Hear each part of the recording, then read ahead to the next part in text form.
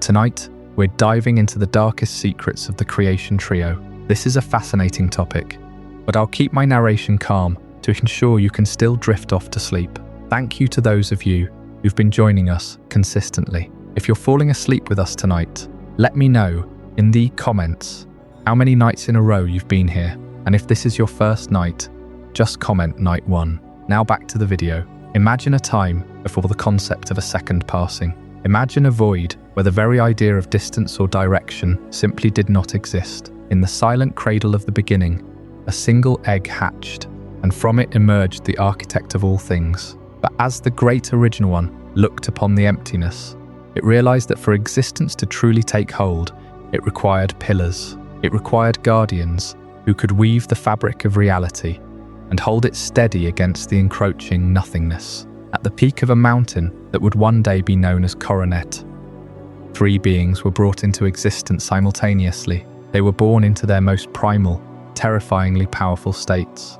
Their origin forms: Dialga, the master of the temporal flow; Palkia, the architect of the infinite expanse; and Giratina, the embodiment of the very substance that stands in opposition to matter itself. We often think of these 3 as a balanced trinity, a perfect set of gears keeping the universe in motion. But the deeper we look into the ancient carvings and the hushed whispers of the Hisui region, the more we realize that this balance was forged in blood, betrayal, and a deep-seated fear. Why is it that the God of all things felt the need to create fail-safes against its own children? Why was one of these siblings cast into a shadow realm, forgotten by history and scrubbed from the prayers of the faithful? The story of the creation trio isn't just a myth of how the world began. It is a dark chronicle of divine resentment and the terrifying price of cosmic order. When we look at Dialga and Palkia, the steady heartbeat of time and the stable boundaries of space, the Diamond and Pearl clans of old, each worshipping a fragment of the truth, unaware that their almighty Sinnoh was not 1, but 2, and eventually 3. But look closer at those origin forms. Have you ever noticed how they seem to be reaching for something they can never truly grasp?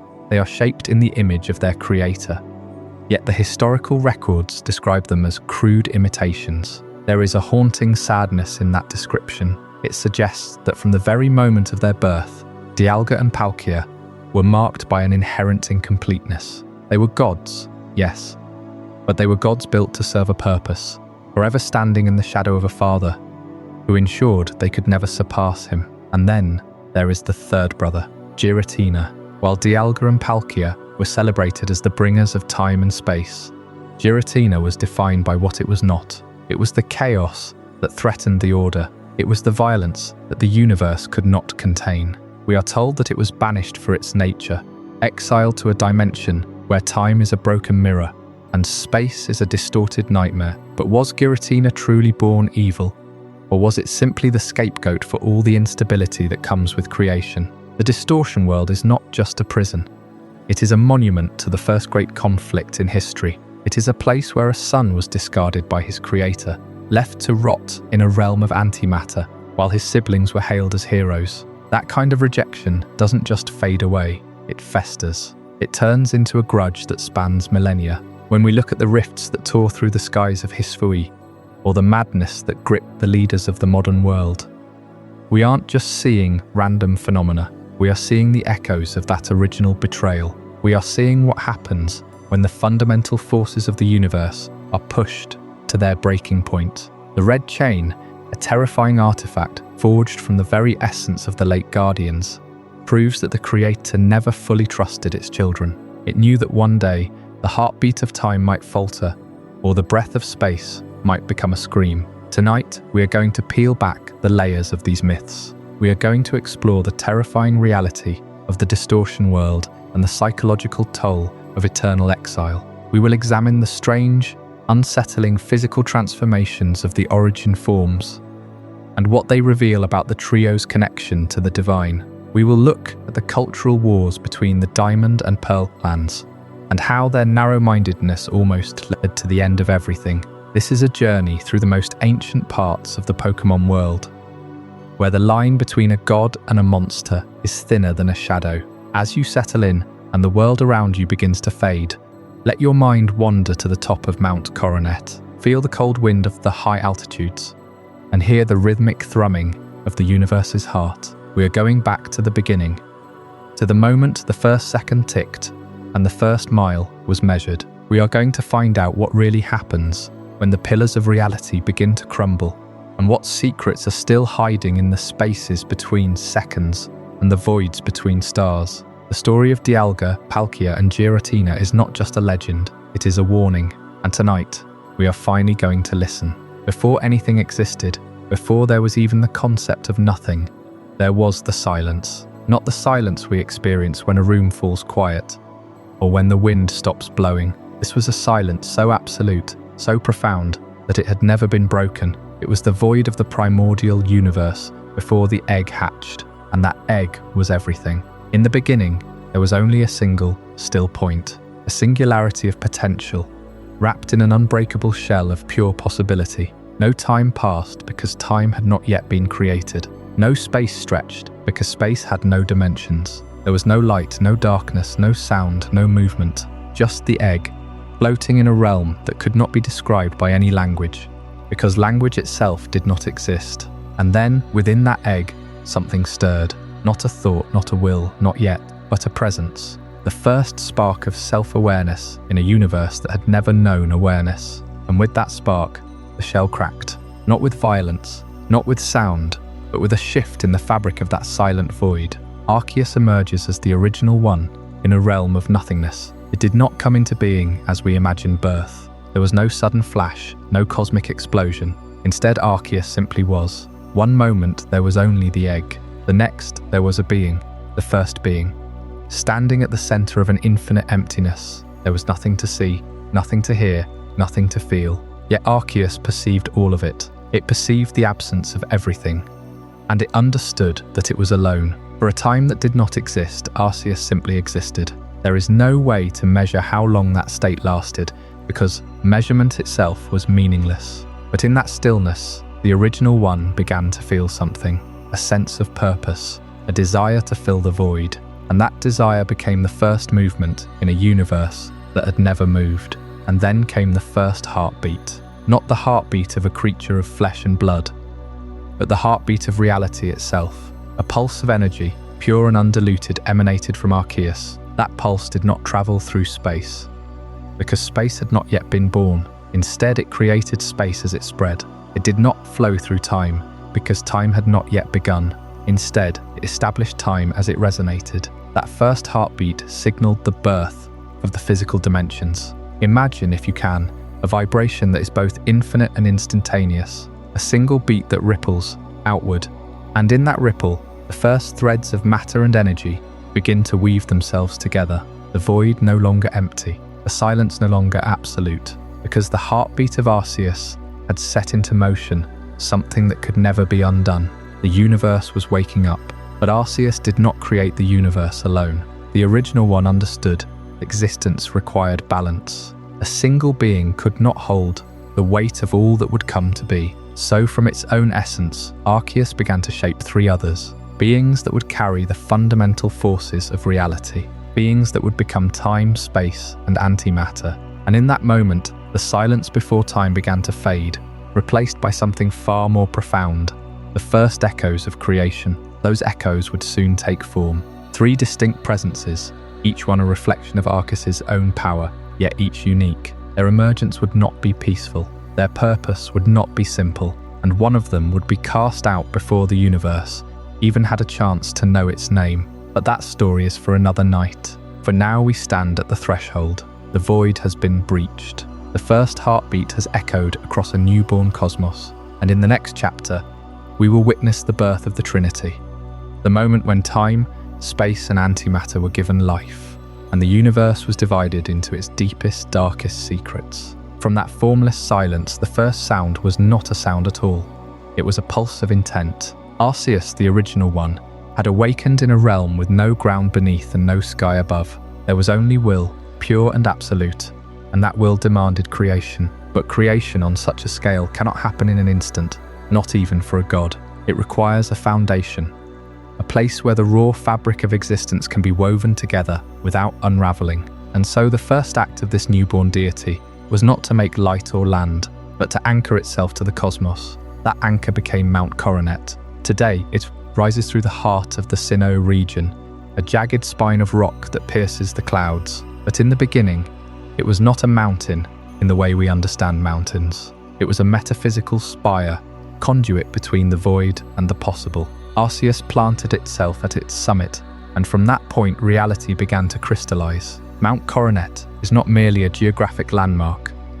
It is the geographic and metaphysical anchor of all creation. Every timeline, every dimension, every breath of space traces back to that single peak. Without it, the universe would have no center, no spine, no place where order could root itself. But even a god cannot hold the infinite alone. To sustain a universe, you need specialists, beings who can take on the weight of specific laws of existence. So Arceus reached into its own essence and pulled forth 3 fragments of its own divine nature. And in that moment, at the peak of Mount Coronet, the air tore open and 3 forms manifested, not as we usually picture them, not as the familiar dragons with their crystalline chests and flowing tails. No, these were their origin forms, the raw, unfiltered versions of their being. Dialga emerged first, a vortex of shimmering metal and blue light, its body a lattice of gears and spikes that seemed to grind against time itself. Palkia followed, a cascade of pearlescent pink and white,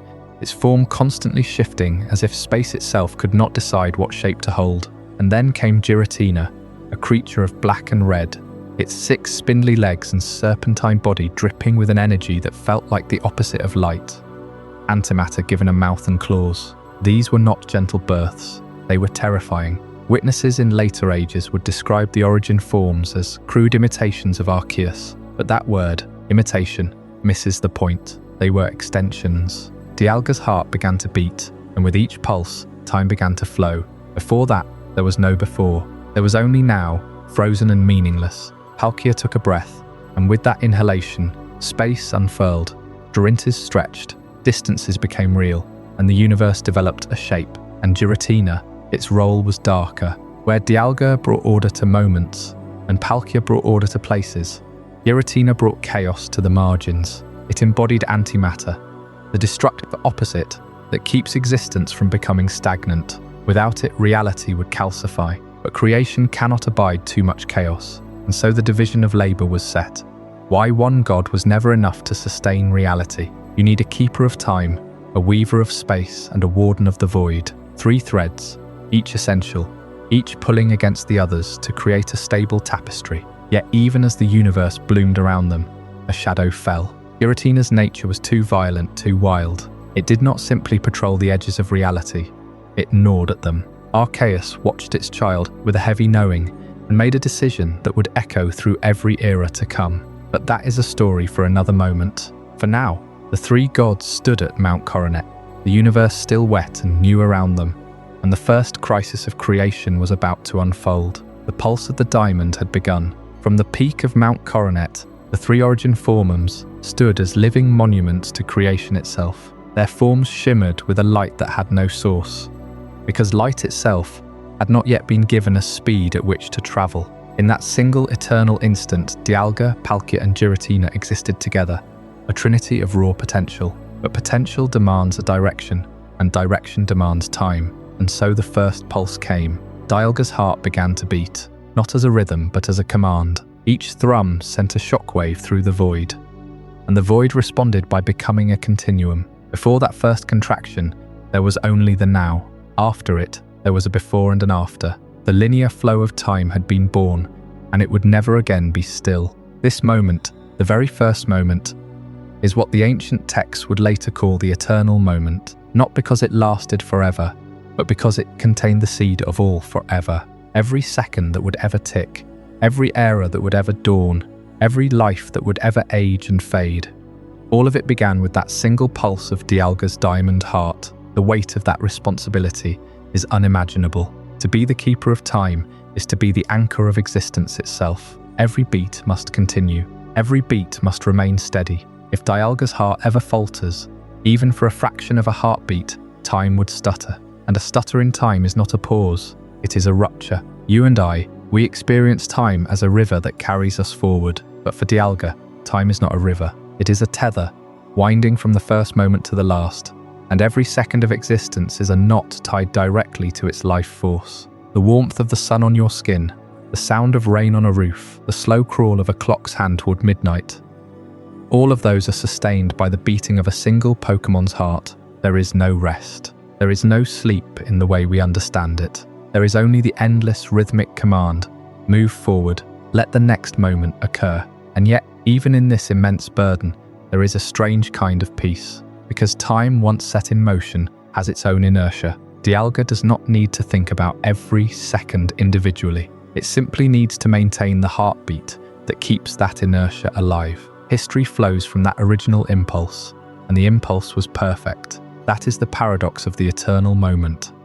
It is both the beginning and the sustaining cause of everything that follows. To be born is to have already set the course. To begin is to have already finished. But the burden does not end with time itself, because time does not exist in isolation. As Dialga's heart pulsed, the universe expanded into space, and Palkia's breath gave it shape. The two are bound together, inseparable. If Dialga's heartbeat slows, space begins to warp. If Palkia's breath stutters, time begins to fray. The Hisui era would later prove this truth in a violent way, when a rift torn open by a banished third sibling caused both to lose control. But that story is still far ahead, for now in the beginning, there was only the rhythm, the beat, the pulse of the diamond, and that pulse would continue, unbroken, for every moment humanity has ever known. Soon, we will explore how Palkia's own life force gives breath to the universe itself, shaping the void into the vast, expanding space that cradles all of existence.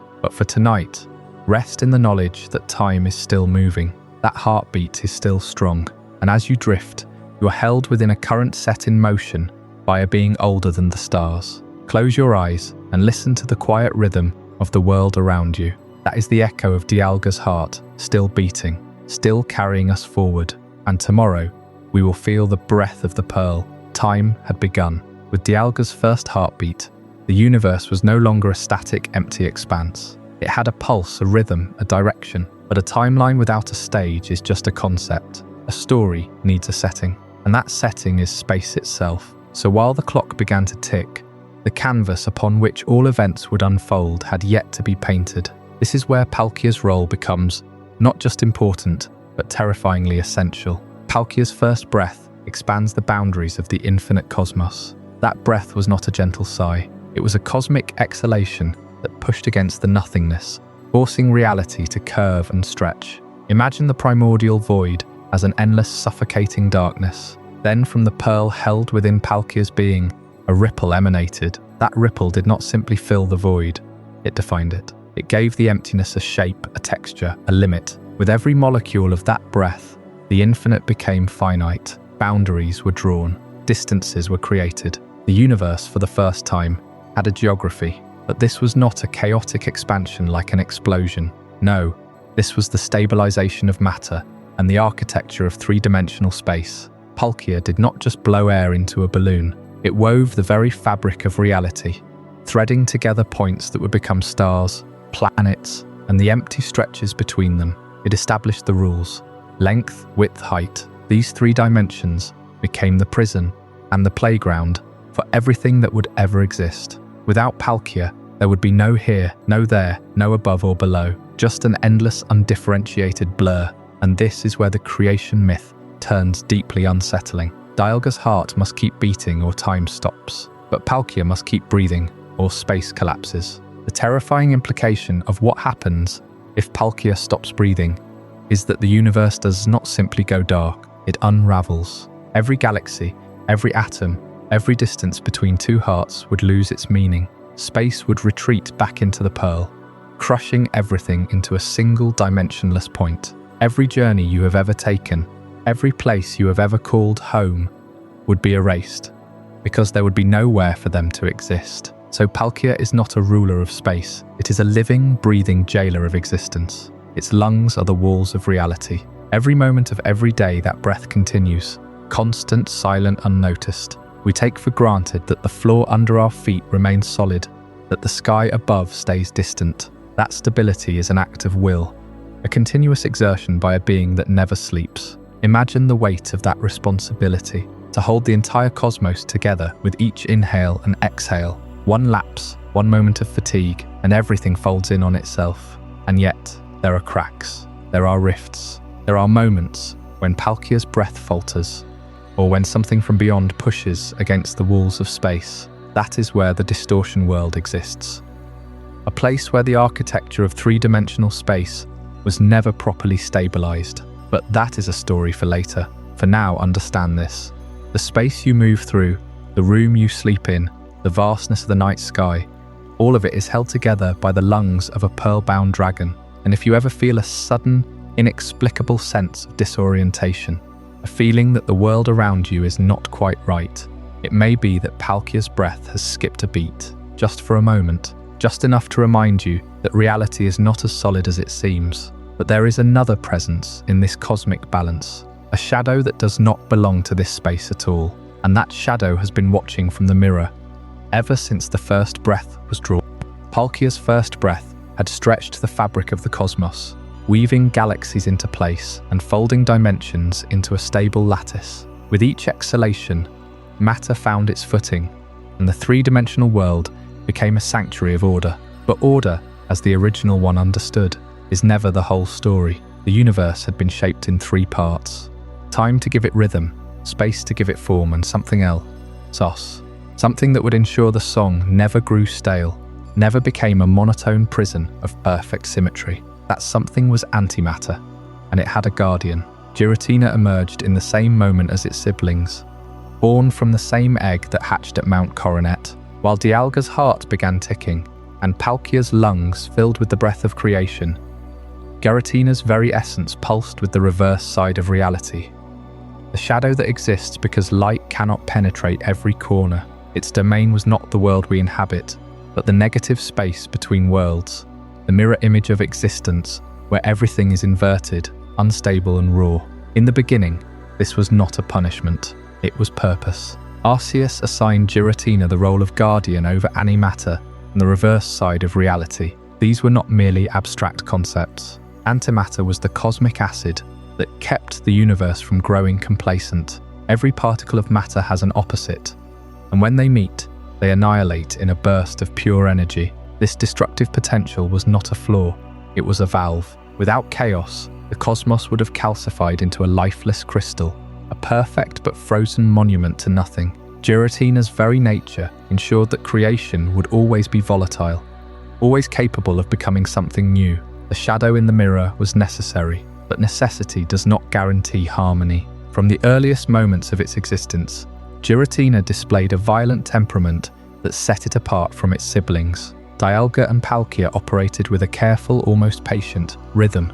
Dialga's beat steady, Palkia's breath measured. Giratina, by contrast, was a storm. It did not simply guard antimatter, it reveled in it. Where Dialga ordered time into a linear thread, Giratina twisted that thread into knots. Where Palkia stitched together the tapestry of space, Giratina tore those stitches apart, just to see how the fabric would unravel. These were not the actions of a malevolent being in those early chapters. They were the actions of a force that did not understand restraint, an entity that saw chaos not as a tool, but as a natural state. The early universe needed that chaos. In the first moments after creation, reality was still settling, still cooling from the heat of Genesis. Dialga and Palkia were establishing boundaries, setting laws, but without a counterbalance, those laws would have become absolute, trapping the universe in an unchanging edict. Giratina's wild energy disrupted perfect stability just enough to allow chance, and therefore life to emerge. It is impossible to say whether Arceus intended this from the start, or simply adapted to the inevitable. What is clear is that the original one eventually drew a line. Signs of Giratina's disruptiveness appeared early. Stories passed down through ancient Sinnoh texts describe moments when the reverse side of reality bled into the prime world. Distortions where gravity reversed for an instant, where memories appeared before events, where shadows moved against the sun. These were not accidents. They were Giratina testing its own boundaries, pushing against the order its siblings had established. Dialga would lock time in place to prevent a paradox. Palkia would seal a rift in space before it could expand, but Giratina did not relent. It seemed to view the universe as a territory to be explored by dissolving its edges. The clash with the laws of order was inevitable. At some point, Arceus stepped in. The creator had not made a flaw. It had made a necessary component that refused to stay in its designated role. The shadow in the mirror had begun to reach through the glass, and that reaching, that insatiable urge to overturn the stability of time and space, would lead to the first great judgment of the creation trio. The one who guarded chaos would become its prisoner. But that is a story for another moment. For now, understand that Giratina's rebellion was not born from malice alone. It was the nature of antimatter to seek annihilation. It was the nature of the reverse side to invert the front. And when the universe's youngest child refused to stay within the silent, endless reflection, Arceus had only one option left. A decision that would echo through every era, from the Hisui catastrophe to the schemes of a man named Cyrus. That decision would be known as the Great Banishment. So Giratina was always the shadow in the mirror, the necessary chaos that balanced the order of time and space. But necessity and acceptance are two very different things. The universe Arceus had built was delicate, a fragile lattice of cosmic law where every particle and every moment had its place. And chaos, by its very nature, does not stay in its lane. It grows, it spreads, it hungers. The first signs were subtle, a star that flickered out of sequence, a river that flowed backward for a single heartbeat. Dialga felt it as a tremor in the rhythm of time, a skipped beat in the grand symphony. Palkia sensed the warping of distances, the way mountains sometimes appeared a few inches closer or farther than they should. They were the early symptoms of a deeper instability, a cancer in the fabric of reality that had its roots in the antimatter realm Giratina commanded. At first, the three worked as they had since creation, each tending their domain. But Giratina grew restless. The chaos it was meant to contain began to chafe against the boundaries of order. It was not malice, not at first, but a fundamental incompatibility, where Dialga sought progression and Palkia sought structure.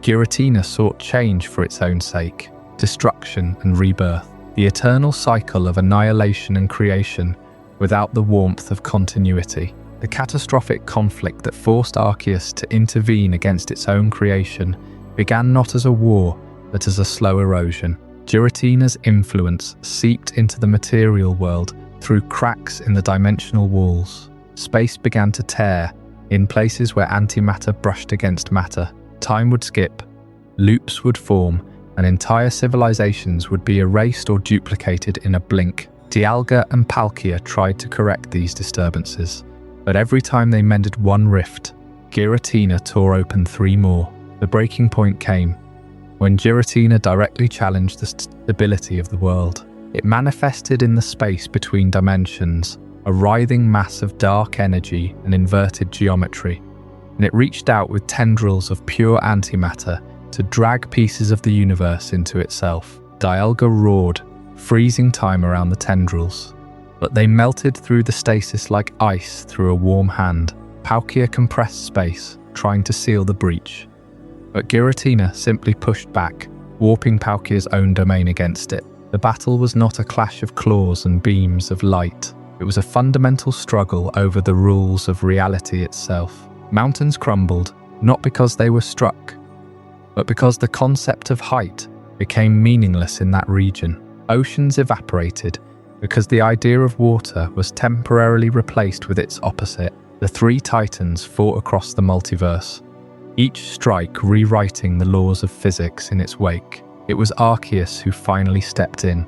The original one descended from the highest plane of existence, its 1,000 arms glowing with the light of pure creation. It did not attack Giratina. Instead, it spoke a single command, a word that was also a law, a truth that could not be broken. The ritual of exile had begun. Arceus did not destroy Giratina, for chaos could never be truly eliminated.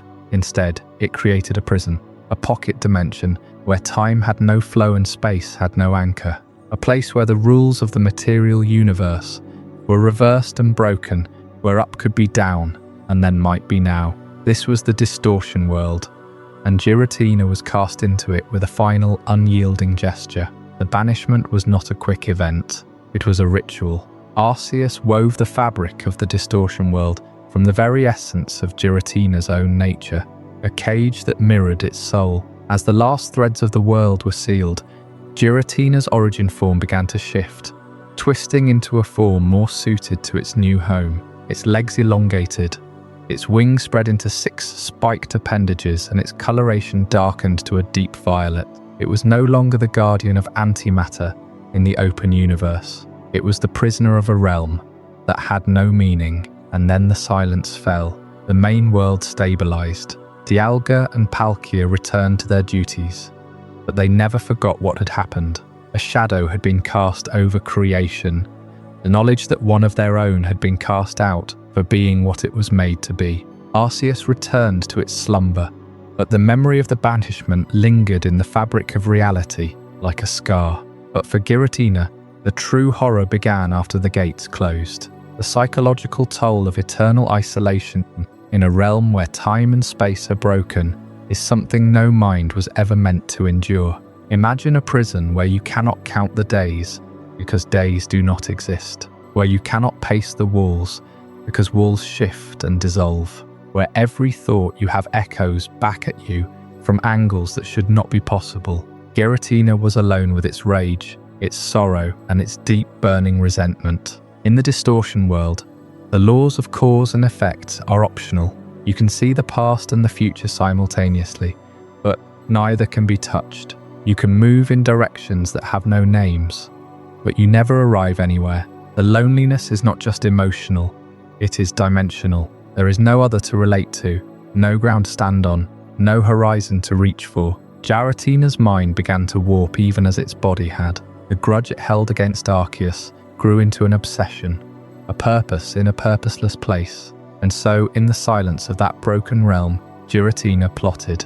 It learned to reach through the cracks, to pull threads of its own chaos back into the real world. The space-time rifts that would later plague Hisui were just the first whispers of its vengeance. The exile had not contained the chaos, it had only concentrated it. The Distortion world became a crucible of pure, undiluted resentment. And somewhere in that labyrinth of impossible geometry, a god was waiting for its chance to tear down the order that had cast it out. But that story, the story of the rifts and the Hisui crisis, is still to come. For now, we must understand the prison itself, the nature of the realm where even time and space have lost their meaning. That is the secret that lies at the heart of everything we have learned so far, the truth of the Distortion world's secrets that we will explore in the next chapter. The exile itself was not merely a sentence, it was a redefinition of existence. When Arceus cast Giratina into the Distortion world, it did not just send a rebellious child to its room, it created a prison that was also a mirror of everything the new universe was meant to be. And in that mirror, reality itself began to bend. Let us step into that realm.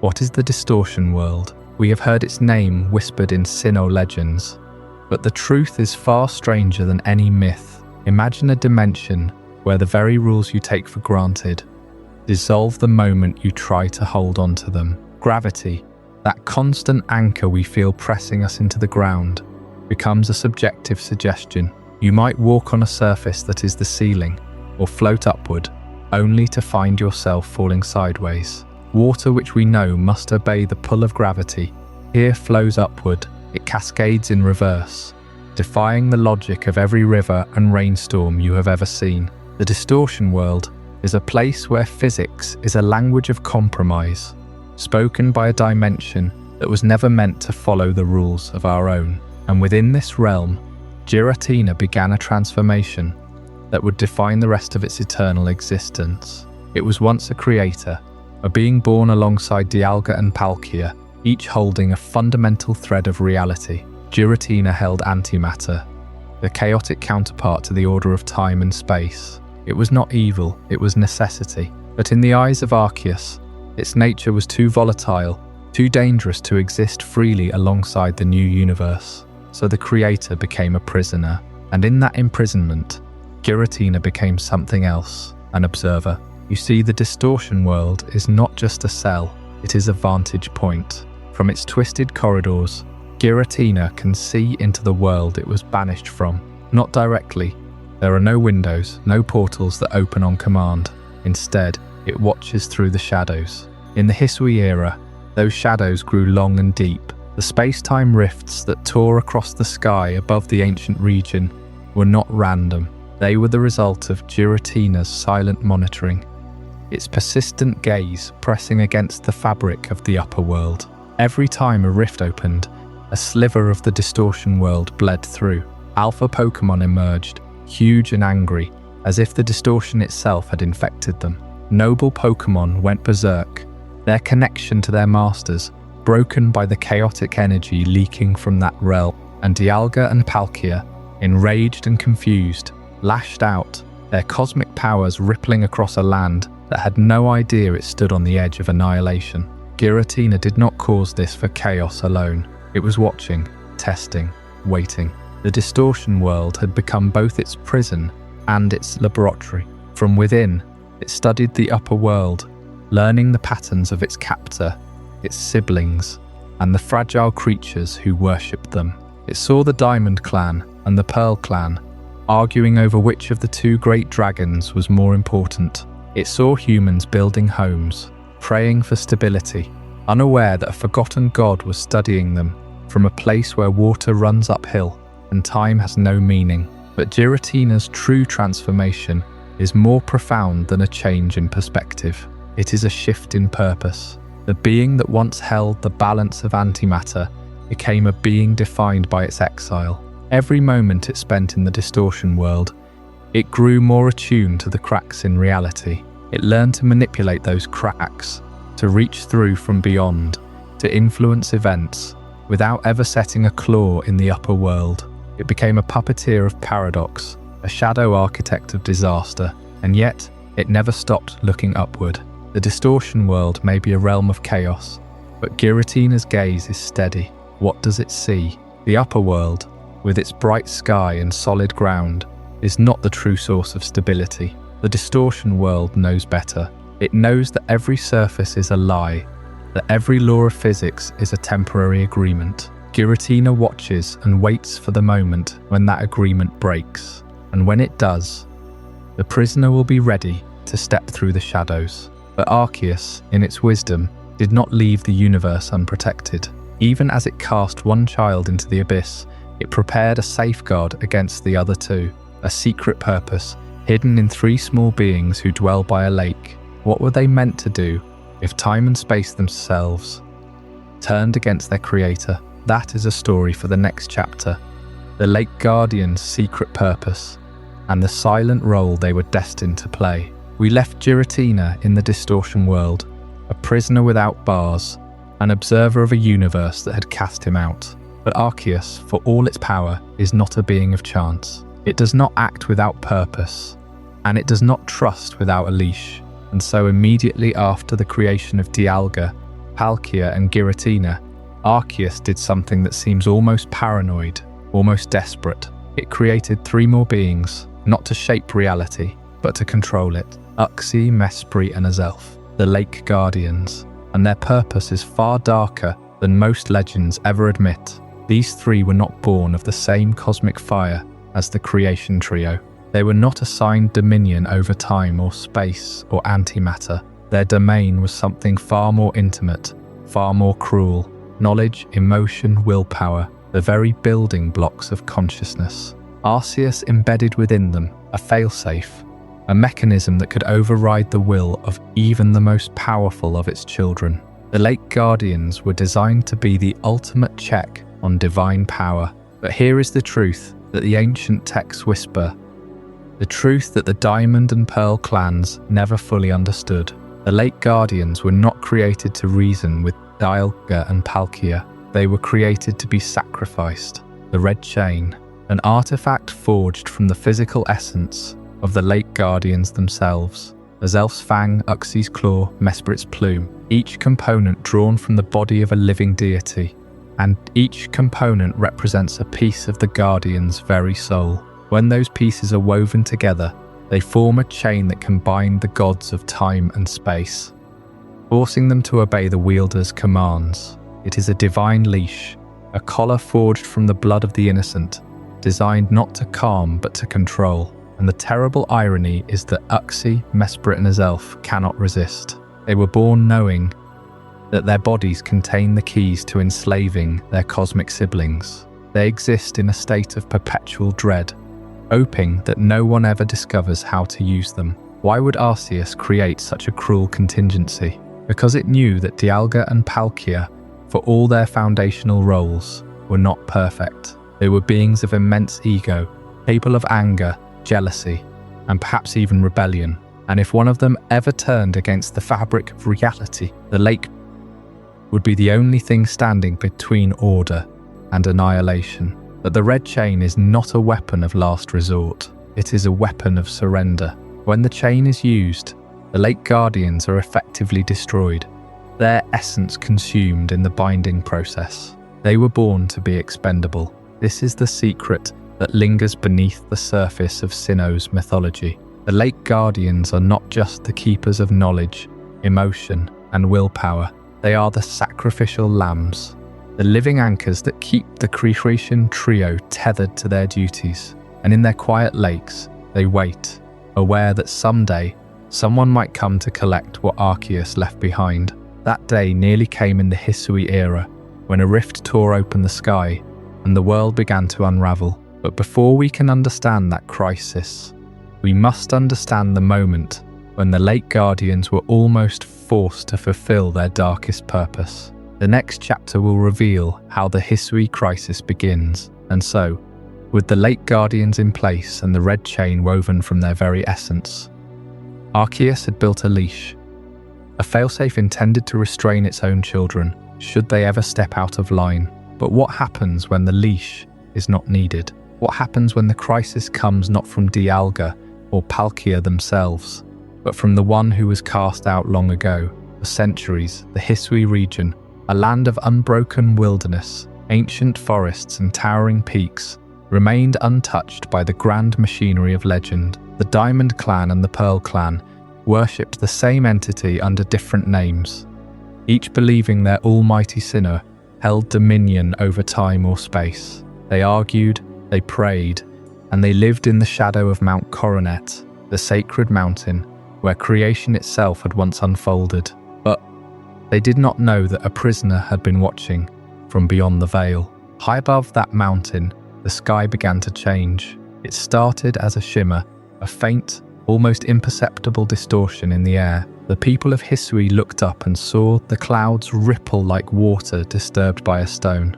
Then the tear appeared, a gash in reality itself, its edges glowing with an eerie violet light. The massive space-time rift yawned open above Mount Coronet, a wound in the fabric of the world that bled raw, untamed energy. The rift did not simply appear, it was torn open, and the force behind that tear was the resentment of Giratina. From its prison in the Distortion world, the Banished One had waited. It had watched its siblings rule over the dimensions it was denied. It had felt the weight of exile press upon its ancient consciousness for eons. And now, with a malice that had matured over millennia, Giratina reached out. Its power leaked through the rift, not as a direct attack but as a poison, a subtle corruption that seeped into the very foundations of Hisui. The sky turned red, not a gentle sunset red, but the deep, angry hue of a wound that refuses to heal. The air grew heavy, charged with an unnatural pressure. Pokémon that had once been docile became aggressive, their eyes glowing with a feral light. Alpha Pokémon, behemoths of immense size, appeared where none had been before. The noble Pokémon, revered by the clans as sacred guardians, began to froth and rage, their loyalty twisted into blind fury. But the true terror was yet to come. The space-time rift did not just corrupt the land.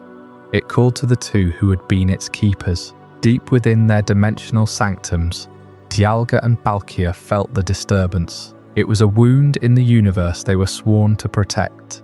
But Giratina's influence had warped the signal. Instead of a call for order, they perceived a threat, an affront to their very existence. And so the almighty Sinnoh descended from its eternal vigil. But this was not the calm, majestic presence the clans had prayed to.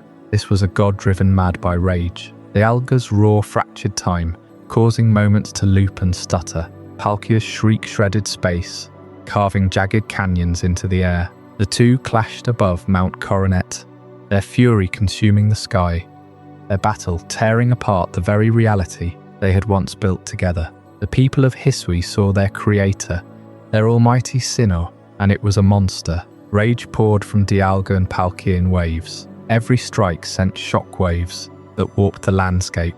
Forests warped into twisted spirals.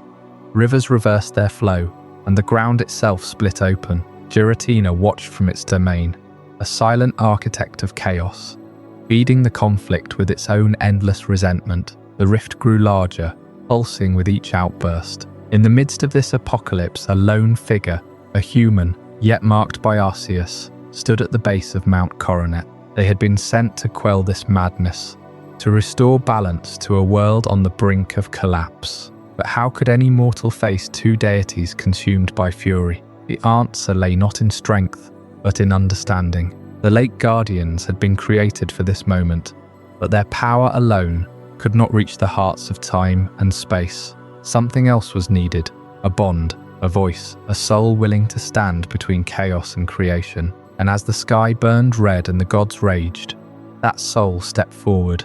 The noble Pokémon, once calm, now foamed with a frenzy that threatened to consume them all. The crisis had only just begun, and the next chapter would test not only the strength of the clans, but the very nature of the bond between Pokémon and people. That tale, the story of the noble frenzy, is one of sacrifice, of trust broken and reforged in fire. But for now, the rift remains open, and the sky bleeds. The sky above Mount Coronet had torn open like a wound that would not heal.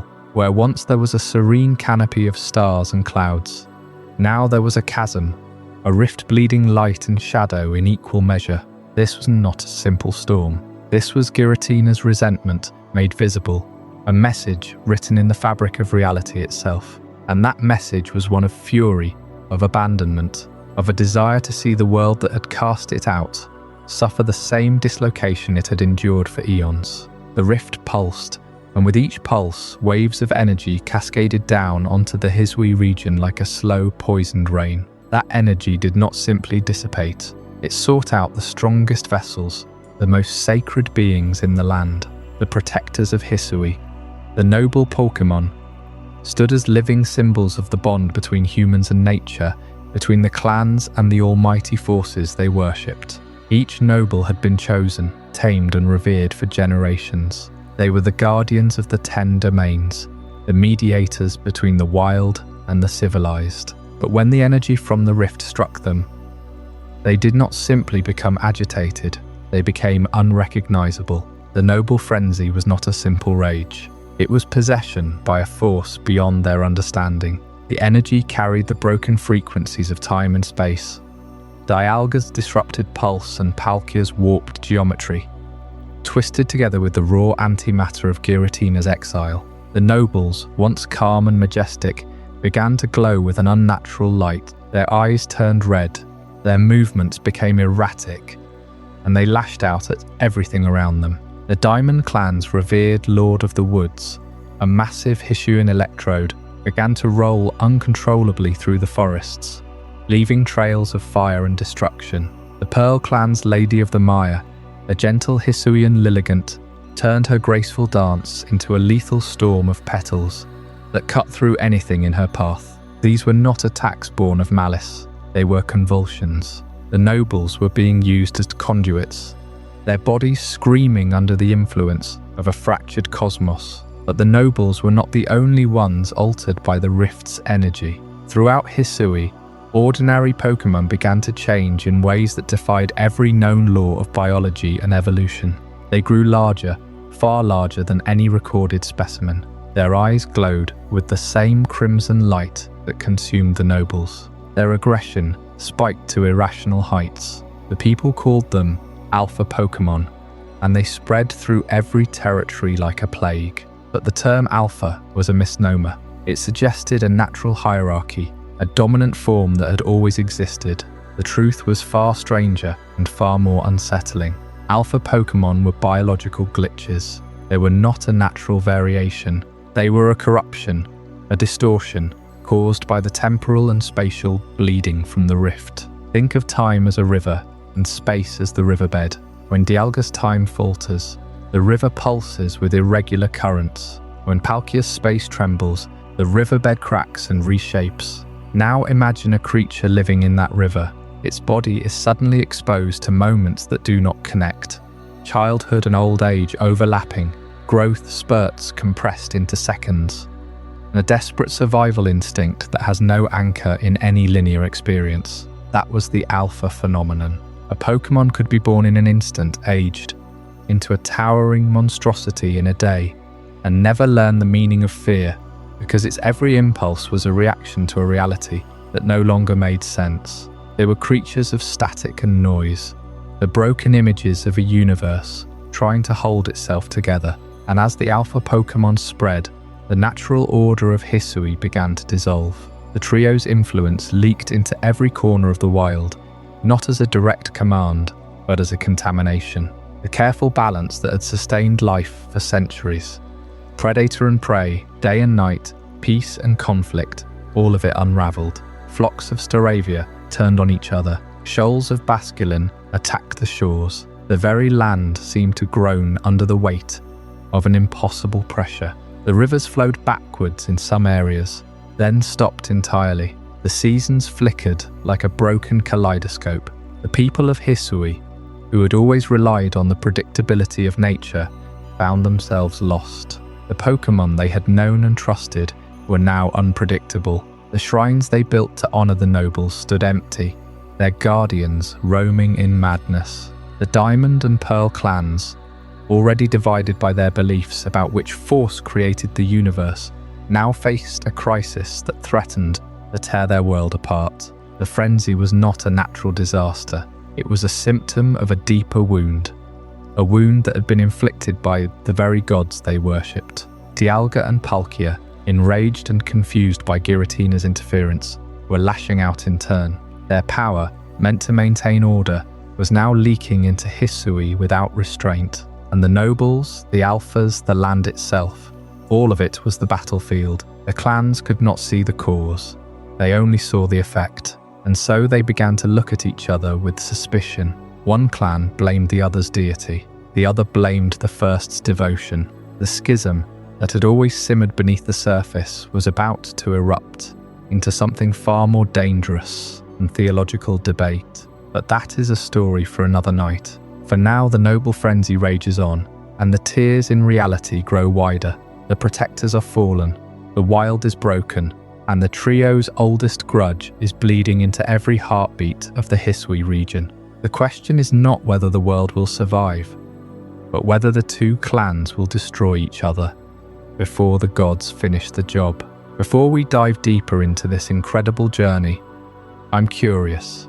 Where in the world are you watching this from? Drop a comment below and let our global community know. And if you're finding this as mind-blowing as I am, hit that like button to help more people discover this story. As the sky above Mount Coronet burned red and the noble Pokémon thrashed in confusion, the people of Hisui watched their world unravel. The rift in space and time did not just create alpha Pokémon or drive the nobles mad. It exposed a deeper wound, one that had been festering for generations. The Diamond Clan and the Pearl Clan had always interpreted the chaos through the lens of their own beliefs, each claiming that their version of the almighty sinner was the one true creator. But the rift did not discriminate. It bled both temporal and spatial energy, and in doing so, it forced these two ancient factions to confront a truth they had long refused to see. The theological war between the Diamond Clan and the Pearl Clan was never fought with weapons, but with stories. For centuries, the Diamond Clan taught that a mighty sinner created time first, and that all of existence flowed from that single moment. The Pearl Clan insisted the opposite, that space was the original fabric, and time was merely a pattern woven into it. Both clans built their entire cosmology around a single deity, a singular creator that embodied either the relentless forward march of clocks or the infinite expanse of stars. They never considered the possibility that they might both be right and both be wrong. And this is where limited human perspective led to the erasure of the other god from history. When the first settlers arrived in Hisui, they carried with them fragments of an older truth. But those fragments had been shattered by generations of retelling. The original myth, the simultaneous birth of Dialga and Palkia from Arceus, was too abstract, too balanced for a people who needed a clear moral order. So each clan chose one aspect of the creation story and elevated it, while actively suppressing the other. The Diamond Clan's sacred texts made no mention of a spatial deity.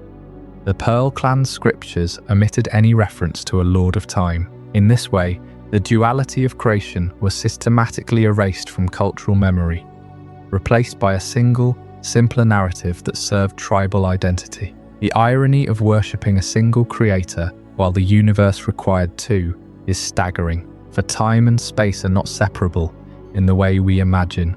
You cannot have a moment without a place for it to occur, and you cannot have a location without a duration for it to exist. Dialga and Palkia are not rivals, they are co-creators, as interdependent as the two halves of a single breath. But the clans could not accept that. To admit that there were two creators would mean their ancestors had been mistaken, that their entire system of belief was built on a deliberate omission, and so they clung to their narrow view, even as the sky bled and the nobles raged, even as the very fabric of reality began to fray. When the player character finally quelled both Dialga and Palkia, the clans were forced to witness the truth. They saw the two beings emerge from the rift together, not as enemies, but as equals. Diamond and Pearl stood side by side, their chants falling silent as the red sky faded. For a moment, the theological war ended, not because one side won, but because both sides finally saw what they had erased. The other god was never gone. It had only been hidden by stubborn faith, but the scars of that erasure run deep. Even now, in the modern Sinnoh region, the churches and legends speak mostly of a single creator, though the names Dialga and Palkia are remembered. The full story, the threefold birth, the exile of Giratina, the careful balance, remains tucked away in the archives of historians and in the whispers of old clans. The human mind prefers simplicity, and simplicity demands that one god be forgotten. Yet the universe does not conform to our preferences, and as we will see in the next chapter, the very forms of Dialga and Palkia themselves hint at a secret even darker than a forgotten sibling. The origin for me revelation awaits, and when it comes, it will challenge everything you thought you knew about the nature of the creation trio.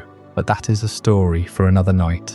For now, let the calm return. Sleep well. The Diamond and Pearl clans had spent generations arguing about which of their gods was the true creator, time or space, Dialga or Palkia. But the truth they stumbled upon in the ruins of the ancient wilds was far stranger than either side had ever imagined, because the deities they worshipped were not the originals. They were echoes, copies, crude imitations of a form that belonged to something far older. Deep in the untamed wilderness of Hisui, buried beneath layers of volcanic ash and centuries of silence, the people discovered something that would shatter their understanding of divinity. Crystals. Not the common shards you might find along the riverbanks. These were different. The adamant crystal glowed with a deep, resonant blue, the colour of time compressed into solid matter. The lustrous crystal pulsed with a soft, pearlescent pink,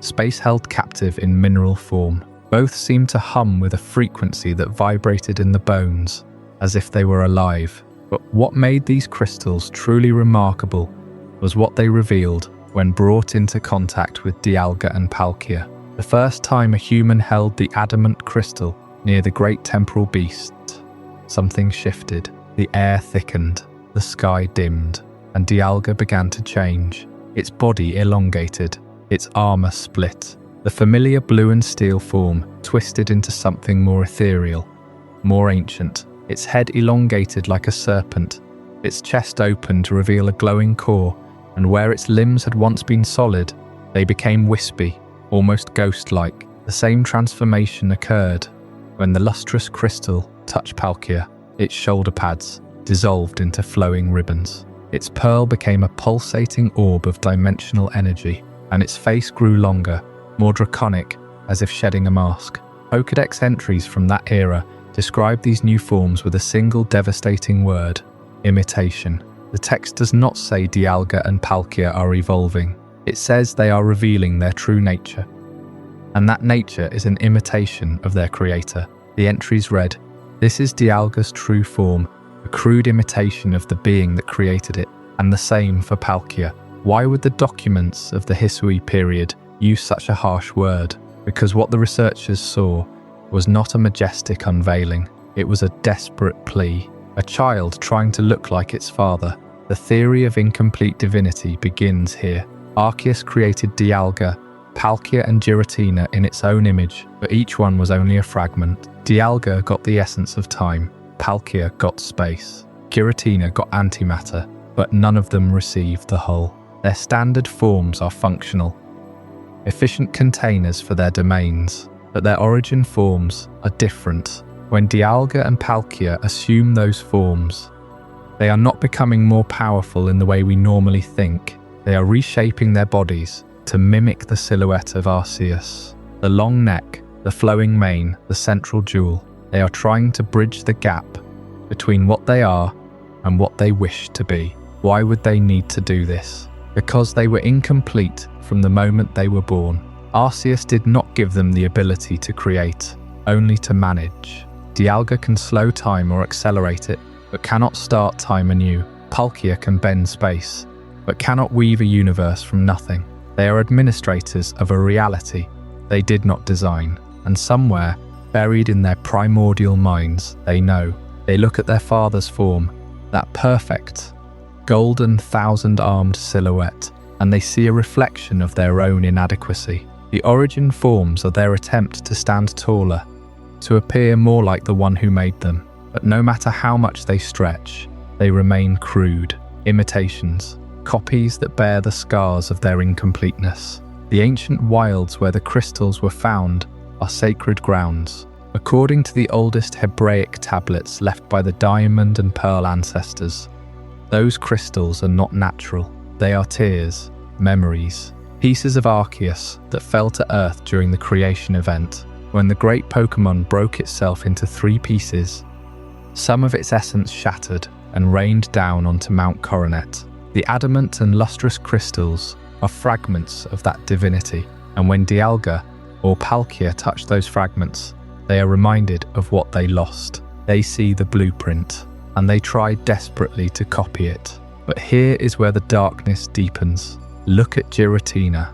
Its origin form is not an imitation of Arceus. Giratina's origin form is a twisted, 6-legged, winged horror with a gaping maw where its chest should be. It does not try to resemble its father. It rejected that path entirely. Why? Because Giratina was banished before it could learn to desire the approval of its creator. It was cast out for its violence, its chaos, and in the Distortion world, it adapted. It became something else. Something that does not mimic but mutates. While Dialga and Palkia still cling to the hope of being worthy, Giratina has already accepted its role as the outcast. It no longer wants to look like its father. It wants to destroy everything the father made. This creates a tragic triangle. Dialga and Palkia, 2 sons trying to earn the love of a parent who may not even acknowledge their efforts, and Giratina, the forgotten child, watching from the void, waiting for its moment. The origin forme revelation is not just a glimpse of their true power, it is a window into their deepest insecurities. They are gods who feel inadequate, mortal beings who know they are not enough. But what happens when the imitations grow tired of trying? What happens when Dialga and Palkia realize that no amount of crystalline transformation will ever close the gap between them and their creator? The answer lies in the Hisui records, buried alongside those crystals, because the same period that saw the discovery of the adamant and lustrous shards also saw the forging of a weapon, a chain, a red chain that was never meant to control the gods of time and space. It was meant to bind them, to force them into submission. And the question that lingers as the last of the crystal light fades from the ancient wilds is this: who really needed to be controlled, the gods or the humans who feared them? That story is waiting in the next chapter, where the red chain is forged. The origin forms of Dialga and Palkia, those gilded, almost mocking reflections of Arceus, raised a question that echoes through every ruined temple and forgotten scroll. If the creator's own children could be made to wear masks of their father, then what other tools had been crafted to control them? The answer lies not in crystal or stone, but in the living flesh of three beings who were never meant to be harmed. Before the Hisui crisis, before the sky bled red, Arceus had already prepared a failsafe. The Lake Guardians, Uxie, Mesprit, Azelf, were not simply sentinels of knowledge, emotion and willpower. They were the raw materials for a chain that could bind the architects of time and space. And that chain, the red chain, could not be forged from ordinary ore. It had to be pulled, piece by piece, from the bodies of the Guardians themselves. The process is described in fragments, in the wary whispers of the Diamond and Pearl clans, and in the half-coded records left by the ancient people of Sinnoh. To create a single link of the red chain, a craftsman, or more accurately, a sacrificer, had to obtain one of three components: Azelf's fang, Uxie's claw, or Mesprit's plume. These are not simply shed materials that the Lake Guardians offer willingly. They must be extracted. The texts do not say ask, they say take. Imagine the scene, though I will not ask you to imagine. The shores of Lake Acuity, Lake Verity and Lake Valor. The Guardians, small and luminous, hover above the water. They do not fight. They are not beasts to be subdued. They are essence given form. And when a fang is torn from Azelf's jaw, when Uxie's claw is wrenched from its delicate hand, when Mesprit's plume is ripped from its crown, the Guardians do not bleed as we do. They scream in silence. The very knowledge of Uxie shivers. The willpower of Azelf cracks. The emotion of Mesprit flattens into a void. The world around them forgets for a moment what it means to know, to feel, to want. And then, like a wound that has no blood, the Guardians heal, but they never forget. Why would Arceus design such a cruel mechanism? Because the Lake Guardians were created to destroy the red chain, not to suffer it. They are the antidote, not the poison. Yet when Cyrus later tries to seize control, he forces the Guardians to surrender their parts anyway, twisting their purpose into the very tool they were meant to break. The irony is as sharp as that fang. Once the three components are gathered, they must be forged into a single chain. The process is not described as smithing, but as binding. Each piece is wrapped in threads of pure crimson, a colour that does not exist in nature, a dye perhaps drawn from the same source as the Distortion world's angry sky. The chain is then tempered not in fire, but in the static of a space-time rift. The metal, if it can be called metal, trembles with the resonance of two realities pressed together. To hold it is to feel the weight of a universe bending to your will, and to know that will is not your own. This is the metaphysical weight of the red chain. It is not merely a leash. It is an anchor thrown into the fabric of existence. When the chain is wrapped around Dialga's neck, or Palkia's wrist, it does not simply restrain their physical bodies. It attunes to the very essence of their domains. The flow of time stutters. The fabric of space wrinkles. The creature bound by the red chain feels every second of its servitude as an echo, a constant, low hum that reminds it that it is no longer free. And the user becomes a god for a moment, but at a cost. The chain eats into the soul. Though wielded, it often speaks of dreams where they are trapped, not the deity. The culmination of this dark craftsmanship occurs at the Temple of Sinnoh, atop Mount Coronet, during the climax of the Hisui crisis. The sky is split by Giratina's rift. The Diamond and Pearl clans were once united in fear.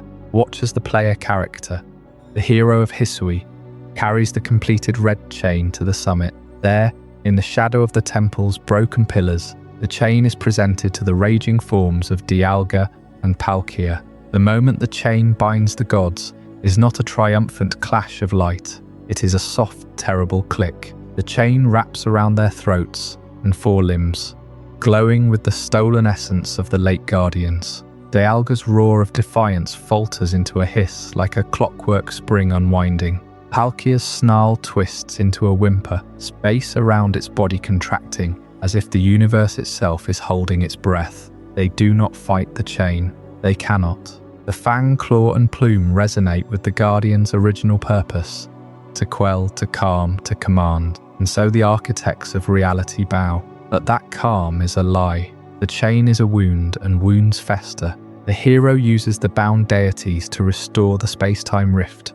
But the cost is that the gods remember. They remember every second of the binding.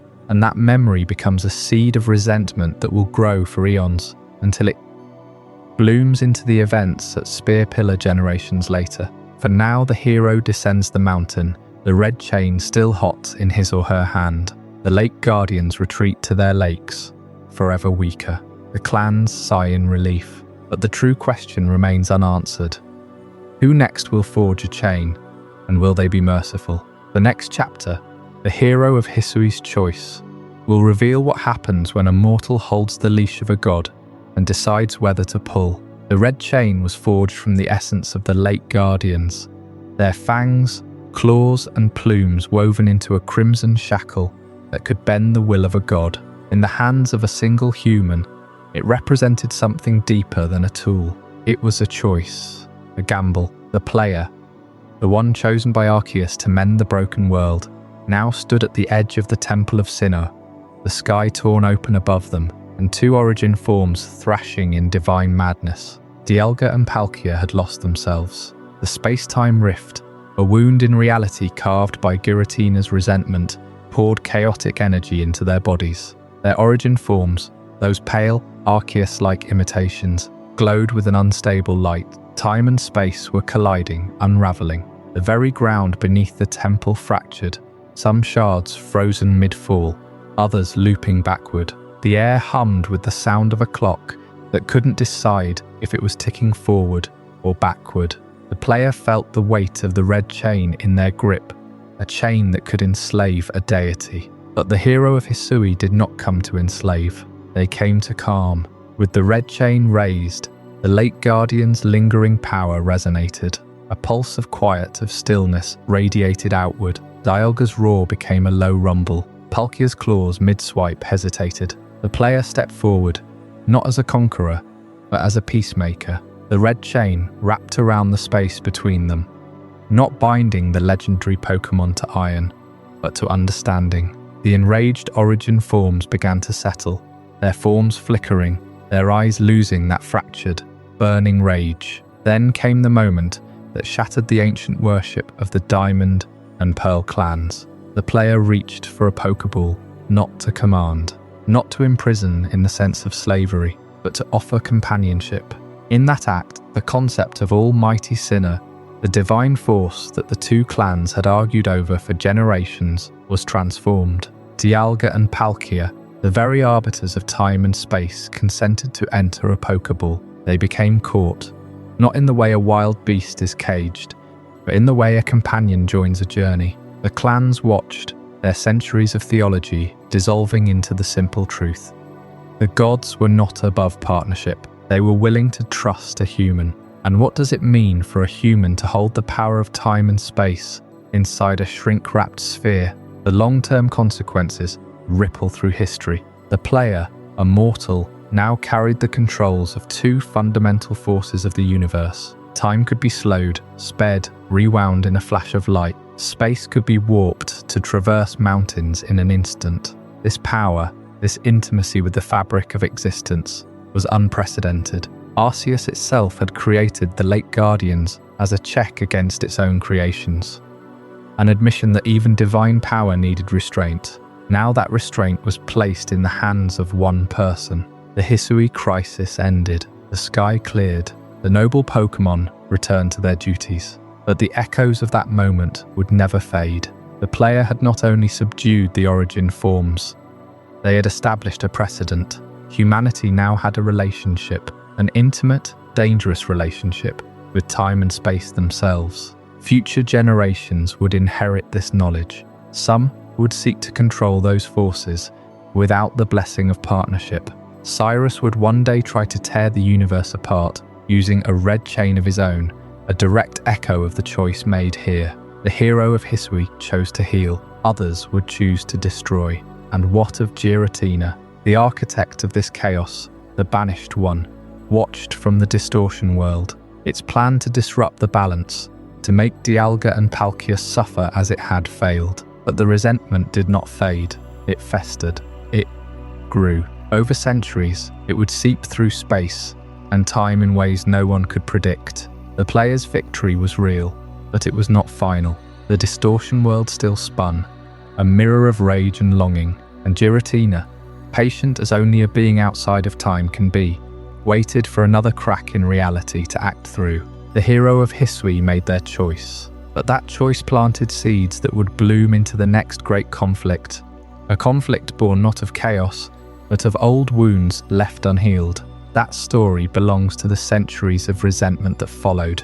The hero of Hisui stood at the precipice of legend, having calmed the enraged forms of Dialga and Palkia. With the origin forms subdued, the space-time rifts began to heal, the sky stitching itself back together like a wound closing over. But the echoes of that conflict did not simply vanish. They settled into the bones of the land, into the memories of the Diamond and Pearl clans, and into the very fabric of what would one day be called Sinnoh. The crisis had ended, but the truth of what had happened was already beginning to warp, to soften, to be overwritten by the stories people told themselves. As the Hisui region slowly transformed, century by century, into the modern Sinnoh we know today, something else was watching from the shadows. Something that had been waiting since before the first human ever set foot on that ancient continent. Giratina, the banished one, the antimatter entity cast into the Distortion world, had not simply accepted its exile. It had spent eons nursing a resentment that grew colder and more patient with each passing age. The rifts that had torn through Hisui were not random accidents of nature. They were the fingerprints of a being that had never stopped reaching back toward the world that rejected it. And now, as the hero of Hisui vanished into the pages of history, as the temple at the summit of Mount Coronet fell into ruin and was rebuilt by new hands, Giratina watched the slow crawl of centuries. It saw the clans merge, saw their beliefs harden into dogma, saw the worship of two separate deities become a comfortable tradition. The people of Sinnoh no longer remembered the three who had been born at the dawn of creation. They only knew two, the god of time and the god of space. The third had been erased from the hymns, from the carvings, from the very architecture of their faith. But the Distortion world does not forget. This is where the evolution of the myth becomes so deeply entwined with the dark secret of the creation trio. The truth of what happened at the beginning was buried not by malice, but by simplicity. Human minds, even the most devout, prefer a clean story, a beginning, a middle, an end. Two creators working in harmony is easier to grasp than a trinity where one was cast out for being too chaotic. And so the narrative shifted. Dialga and Palkia became the sole architects of reality. Arceus became the distant, unknowable creator, and Giratina became nothing more than a forgotten footnote, a whisper in the oldest ruins, a shape in carvings too weathered to read. But the rifts never truly closed. You see, when Giratina tore open the fabric between worlds during the Hisui crisis, it did not simply punch a hole and pull back. It left behind scars, thin places where the boundary between the Distortion world and the material plane remained permeable, places where time could stutter, where space could fold, where the air itself felt heavier. The people of Sinnoh learned to avoid those zones. They built no towns there, told no stories about them. They simply let the land reclaim them, overgrown by forest and forgotten by memory. But those rifts were still there, humming with the energy of a grudge that had not cooled. And through those thin places, Giratina continued to watch. It saw the rise of human civilization on the slopes of Mount Coronet. It saw the construction of Jubilife's city, the carving of routes through the wilds, the slow expansion of a world that had been built on a foundation that excluded it. Every temple dedicated to Dialga, every shrine to Palkia, every whispered prayer to Sinnoh, they were all salt in an ancient wound. Giratina did not rage. It did not erupt in fury. It simply waited, because for a being unbound by the flow of time, patience is the only weapon that never dulls. The myth of the two creators grew stronger as the centuries passed. The Diamond Clan and Pearl Clan may have realized the truth at the moment of crisis, but that truth did not survive the generation that carried it. By the time the settlements of Sinnoh had become cities, the story had been simplified once more. Record keepers and scholars, seeking order, distilled the messy reality into neat categories. Dialga was time, Palkia was space, Arceus was the origin. The third was omitted, because inclusion would complicate the theology, would require explaining why a deity would banish its own creation. Better to simply leave it out. And so the truth of the trio became a legend, and the legend became a myth, and the myth became a bedtime story that no one really believed. But the distortion world does not sleep. It does not fade. It does not forgive. As Sinnoh entered its modern era, as technology replaced tradition and science began to explain away the old mysteries, the thin places grew quieter. Yet every now and then, a hiker would wander into a valley that did not appear on any map. A researcher would record a reading that defied physics. A child playing in the woods would suddenly feel watched by something vast and patient. The rifts were still there, waiting for a hand to pull them open again, and that hand would soon find its wielder. A man who looked at the gods of time and space and saw not objects of worship, but obstacles. A man who believed the world was flawed, that spirit was a mistake, and that the only way to create a perfect universe was to tear this one apart. That man had not yet made his move, but the stage was already being set. The resentment of Giratina had waited eons, and now it would find a partner in ambition. The lingering rifts that never truly closed were about to be pried wide once more, and the shadows of the distortion world would stretch across a new generation. But that is a story that begins in another chapter. A story of a rising force that would dare to harness the power of the creation itself. A story that would be called the Rise of Team Galactic. The centuries passed, and the Hisui region slowly transformed into the modern Sinnoh we know today. The truth of the creation trio, Dialga, Palkia and Giratina, was buried under layers of legend, reduced to bedtime stories and ancient carvings that few could read. By the time skyscrapers rose over Jubilife City and technology hummed through every home, the original myth had become a faint echo. But echoes can be heard by those listen closely enough. Cyrus was one of those listeners. He grew up in Sinnoh at a time when science reigned, when every mystery seemed to have a rational explanation. Yet something in him rejected the world as it was. He saw humanity's endless striving, its messy emotions, its petty desires, and he found it all meaningless. To Cyrus, the universe was flawed at its core. That flaw, he believed, was spirit.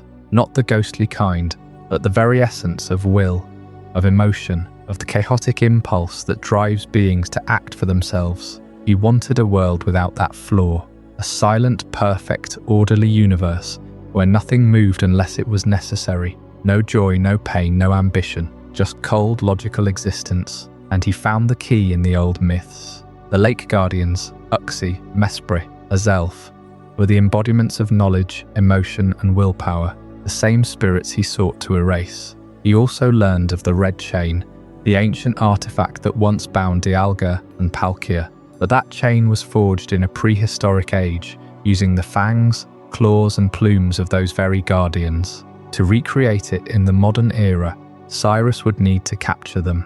He would need to tear their essences apart and mold them into a new chain, one strong enough to enslave gods. This was no act of superstition. Cyrus approached his goal with the precision of a physicist. He founded Team Galactic, not as a cult, but as a research organization. He gathered scientists, engineers, and gullible followers with promises of a new world. He studied the space-time distortions caused by Giratina's lingering influence. He analyzed ancient texts, cross-referenced astronomical data, and located the hidden lakes where the Guardians slumbered. Step by step, he reduced the mystical to the measurable. What makes Cyrus's ambition so chilling is how perfectly it mirrored the original chaos of the trio. Dialga and Palkia were born from order. Arceus gave them form and purpose, but their coexistence was always fragile. Time without space is a line with nowhere to go. Space without time is a stage with no play. They needed each other, yet they could tear reality apart if they ever truly fought. And that's exactly what Cyrus wanted.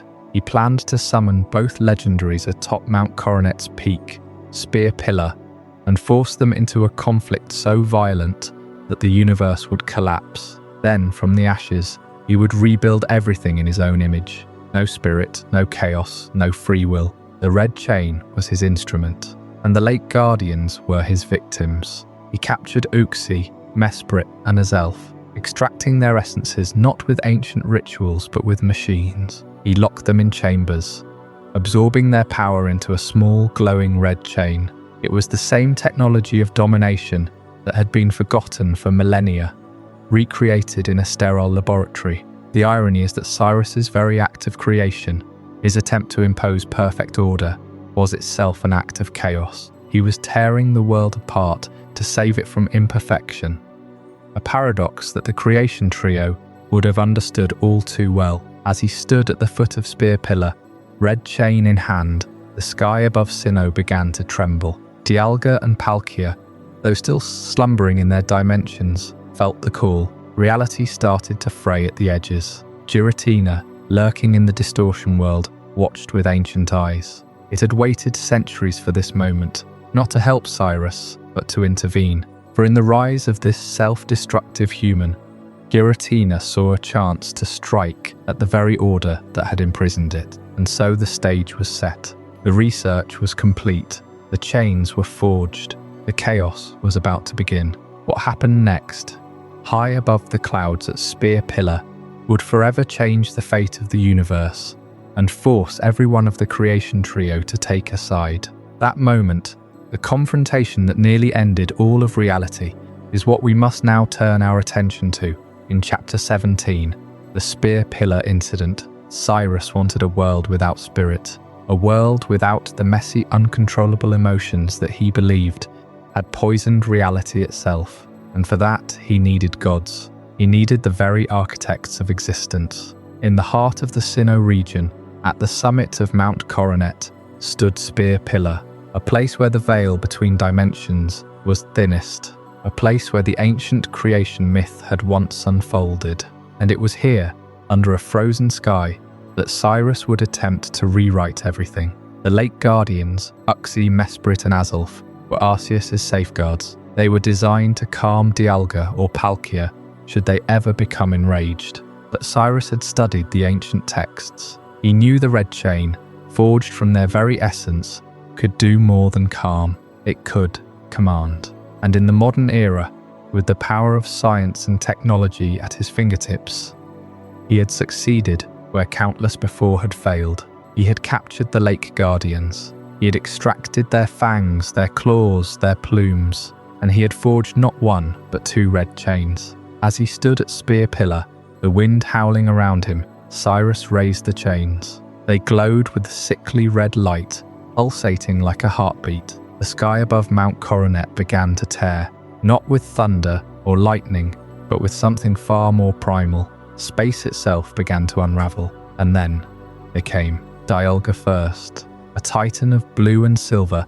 its body a lattice of crystalline time. Its roar was not a sound, but a sensation, a shudder that echoed through every moment that had ever been, and every moment that would ever be. Palkia followed moments later, its form shifting and fluid, as though space could not decide where its edges ended. Together, they hung above Spear Pillar, their presence warping the very fabric of Sinnoh.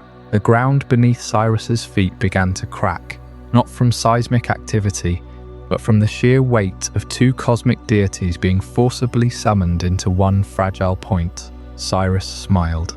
He commanded them to fight, and they obeyed. The first clash between Dialga and Palkia sent shockwaves through reality. Time stuttered. Space folded in on itself. The sky became a canvas of broken colours, where stars appeared in places they had never been, and the moon flickered like a dying candle. The universe began to unmake itself at Cyrus's command, not metaphorically, literally. At the summit of Spear Pillar, the fabric of existence was being torn apart, thread by thread. The Sinnoh region trembled. People in Jubilife City looked up to see the sky bleeding into chaos. It was the end of everything. But the Lake Guardians had not been defeated. They had been captured, yes, but their spirits were not broken. Uxie, Mesprit and Azelf, still bound within Cyrus's machines, reached out with the last of their power. They tried to shatter the red chains. They tried to sever the control he held over the creation duo. But the modern red chain was different. It was reinforced with technology, with intent, with a cruelty that the ancient world had never conceived. The Lake Guardians failed. Their psychic cries echoed across the region, but the chains held. Reality continued to collapse. The Distortion world, that realm of chaos and antimatter, began to bleed into the main one. Giratina had been watching. It had been waiting. And now, with the universe on the brink of annihilation, it would not remain in exile. But that is a story for the next chapter. Cyrus stood at the apex of Spear Pillar, his arms raised, the twin red chains gleaming like veins of molten ore in the pale Sinnoh light. Dialga and Palkia had been torn from their dimensional slumber, shackled not by chains of metal, but by chains of will. His will. The universe had begun to groan under the strain. Space fractured like ice over a thawing lake. Time stuttered, skipped, and bled into itself. And there, in the center of it all, Cyrus smiled. He had achieved what no human before him had dared. He had stolen the reins of creation, but nothing in his calculations had accounted for the shadow sleeping beneath the world. It came not with a roar, not with a flash of light, but with a silence that swallowed sound itself. The floor of Spear Pillar turned black, not from darkness, but from a liquid, living void that rose like an oil slick from the stone. Cyrus felt the shift before he saw it. A cold magnetic pull, a gravity that did not belong to any planet, and then the shadow reached out. It was not a hand, not a claw, but a tendril of absolute nothing, and it wrapped around his ankle with the patience of something that had been waiting for eons. He had no time to scream. The void dragged him down, not through a hole, but through the fabric of reality itself, into a place where the concept of down had no meaning. This was the moment that saved the world, or was it? When the shadow reached out from the floor to drag Cyrus into the abyss, was Giratina acting as a reluctant hero, or simply as a territorial apex predator defending its own forgotten domain? The distinction matters more than most legends admit, because in the Distortion world there is no time for redemption and no space for altruism. What exists there is a raw, churning hunger for balance. A balance that Cyrus had threatened to shatter. Giratina had not intervened to rescue Dialga and Palkia. It had intervened because the fabric of its own prison was tearing. The universe that Arceus had built was not a neighbour to the Distortion world. It was a wall keeping Giratina contained, and Cyrus, in his arrogance, was prying that wall apart brick by brick. So the shadow swallowed him whole, and as Cyrus fell, the two red chains snapped, not broken by force, but undone as if they had never existed, their metaphysical hold dissolving in the presence of a force that refused to be bound by human tools. The liberation of Dialga and Palkia from their mechanical enslavement was not a victory of heroism. It was a byproduct of Giratina's self-preservation. The space-time dragons, freed from the chains, collapsed into themselves. They did not flee. They did not attack. They simply ceased their struggle, their cries fading as they retreated into the rifts that birthed them. And for a moment, Spear Pillar stood empty, the cold mountain wind the only witness to what had transpired. But the Distortion world was not empty. Cyrus was there now, alone in a realm where up was a suggestion and light obeyed no law. He had sought to unmake a universe, only to find himself trapped in its trash bin. And Giratina, the banished one, the forgotten one, had reclaimed its purpose. It was not a saviour. It was not a villain. It was a warden, and it had just pulled its prisoner back inside the cell. What that prisoner will find in the silence of the Distortion world. What waits for him in a place where echoes never fade and footsteps leave no trace is a story that has not yet been fully told. A story of isolation, of distorted memory, and of a shadow that may have always been watching, waiting for the moment it could finally speak. The shadow that rose from the floor of Spear Pillar did not simply grab hold of Cyrus and vanish. It pulled him through a crack in the world. A tear that bled violet light, and the sound of something that was not sound, but a pressure on the eardrum. Dialga and Palkia, finally freed from the red chains, staggered back into their own domains, and reality began to weave itself shut. But the space where that shadow had been remained cold. It felt like a wound that had healed wrong. And what no one spoke of, what the legends rarely name directly, is that the place where Cyrus was taken has a name and a geography. It has an entrance, and that entrance lies in a remote part of Sinnoh, hidden by water and silence. Exploring the depths of the Send-Off Spring and the Turnback Cave is to walk into a myth that the world has forgotten to fear. Send-Off Spring is a solitary body of water, nestled in a crater-like depression east of the survival area. It is not a bustling town or a landmark on any tourist map.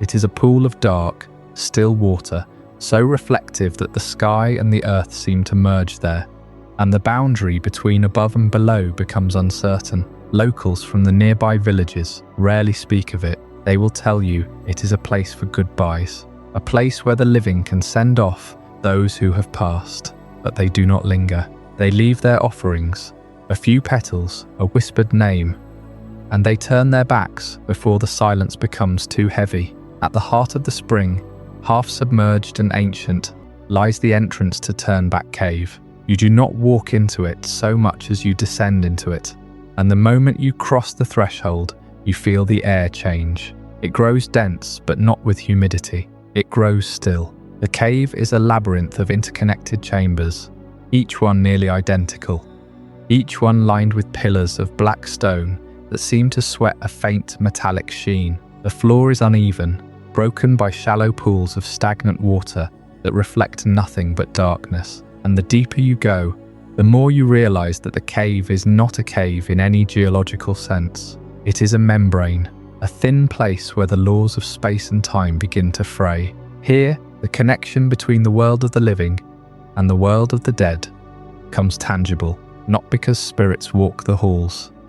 There are no spectral Pokémon, no ghostly moans, but because the cave itself feels like a memory of a world that stopped breathing. The air carries no scent. The sound of your own footsteps is swallowed so quickly that you begin to doubt you made them. And if you stop moving, you realize the cave is listening, not with ears, but with a vast, patient attention that has been waiting for longer than your species has existed. This is the anteroom to the Distortion world, and the Distortion world is not a place of fire and punishment. It is not a hell. It is a place where nothing happens, because nothing can happen. Time does not flow there, so there is no before or after. Space does not hold its shape, so there is no here or there. It is a realm of pure potential that was never allowed to become actual, and at its center in the silent core dwells Giratina. Why is Giratina so often mistaken for a deity of the afterlife? The answer lies in this silence. When people in the Sinnoh region encounter the legend of the Distortion world, they project their own fears onto it. They imagine a place where souls go when they die, because the alternative, that souls go nowhere, that they simply stop, is too terrible to hold. But Giratina is not a psychopomp. It does not guide the dead. It does not judge them. What Giratina represents is the only thing more frightening than an afterlife. The certainty that something exists beyond the edges of the world we know. Something that does not care about us. Something that has its own reasons for waiting. And yet Giratina did intervene. It reached out across that barrier, grabbed Cyrus, and pulled him into its realm. Was it a rescue of the world? Or was it the territorial response of a being that had been banished, watching the main universe try to destroy itself, and deciding that no one else had the right to unmake what it had been denied. The Distortion world is not a prison. It is a sanctuary that became a cage, and Giratina, the master of that cage, may have felt the fabric of reality tearing and recognized that if Dialga and Palkia were destroyed, the balance would shift forever. It may have acted not out of nobility, but out of a desperate ancient instinct to preserve the only home it had left. But the silence of the Distortion world is not passive, it is a force. Those who have glimpsed it, who have ventured deep enough into Turnback Cave to feel its weight, describe a peculiar sensation, the desire to stay. The stillness wraps around you like a heavy cloak, and after a while, the noise of the living world begins to seem like an annoyance. The Distortion world does not demand your worship, it invites your surrender. And at the heart of that surrender lies something that gives Giratina its true power. Not over death, but over the void that death opens in the mind. That power has a name. It is sealed in a relic that glows with the light of a star that never burned. And when we turn toward that relic, we will find ourselves standing at the threshold of the Griseous core. I hope you're as amazed by this as I am. If you want to stay updated on more content like this, make sure to subscribe and join our community of curious minds. Trust me, what's coming next will challenge everything you thought you knew. We ended our last journey at the threshold of the Turnback Cave, standing at the edge of a world that refuses to exist the way ours does. A place where time doesn't flow, where space bends into impossible shapes, and where silence isn't just an absence of sound, it's a presence, a weight. The send-off spring may appear as a simple pond, but its depths lead to something far older than the region that surrounds it, and within that labyrinth of stone and shadow, there is a relic, a glowing violet core that contains the very essence of a god. This is the Griseous Orb, and to understand it is to understand the true nature of Giratina. The Distortion world, for all its chaos, is not a prison of stone and walls. It is a dimension that rejects the laws of our reality. Giratina was cast there not to be locked away, but because it could not exist here without tearing the fabric of existence apart. Think about that for a moment. The god of antimatter, the embodiment of chaos and destruction, was not banished as a punishment. It was banished because its very presence in our universe would cause reality to unravel. The Distortion world is the only place where Giratina can exist in its full, unrestrained form. But here's the catch. It wanted to come back. It has always wanted to come back. And so, somewhere in the depths of that fractured dimension, something was created, or perhaps discovered. The Griseous Orb is not a man-made artifact. It is not a tool forged by humans to control or summon. It is a fragment of the Distortion world itself, condensed into a solid, crystalline sphere, a piece of the void given shape. And it is the only thing that allows Giratina to cross the boundary between its home and ours. Imagine the physical cost of such a crossing for a deity whose very atoms are designed to annihilate the stable space-time of our universe. Entering our world is not a simple step through a door. It is an act of constant, grinding pain. Every moment Giratina exists in our reality, its body is being rejected. The air itself burns against its form. Gravity pulls at it in ways that feel like a slow tearing. The laws of physics are a poison to it, and yet it endures. It endures because the Griseous Orb acts as a tether, a stabilizing anchor that forces its chaotic essence into a shape that our world can tolerate. But what is the hidden power of this orb? It is not merely a key, it is a transformer. When Giratina holds the Griseous Orb, or when it is simply in close proximity, its body shifts, its limbs reshape, its wings, those spindly, ghostly appendages, become more solid, its 6 legs spread wider, and its head rises into a more serpentine, more commanding posture. This is the origin forme. This is Giratina's true body. The form it wore at the moment of creation, before the banishment forced it to adapt to the Distortion world. The Griseous Orb does not just allow Giratina to exist in our reality, it allows it to revert to its original, most powerful state, and that power is terrifying. In its origin form, Giratina controls antimatter not as a passive force, but as an active weapon. Every movement distorts the space around it.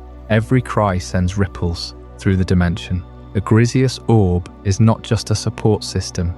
It is a focus, a lens through which Giratina can channel its true nature without immediately collapsing the world around it. Without the orb, Giratina would either be forced back into the Distortion world, or its presence would cause catastrophic damage to the reality it so desperately wants to influence. But here's the deeper question.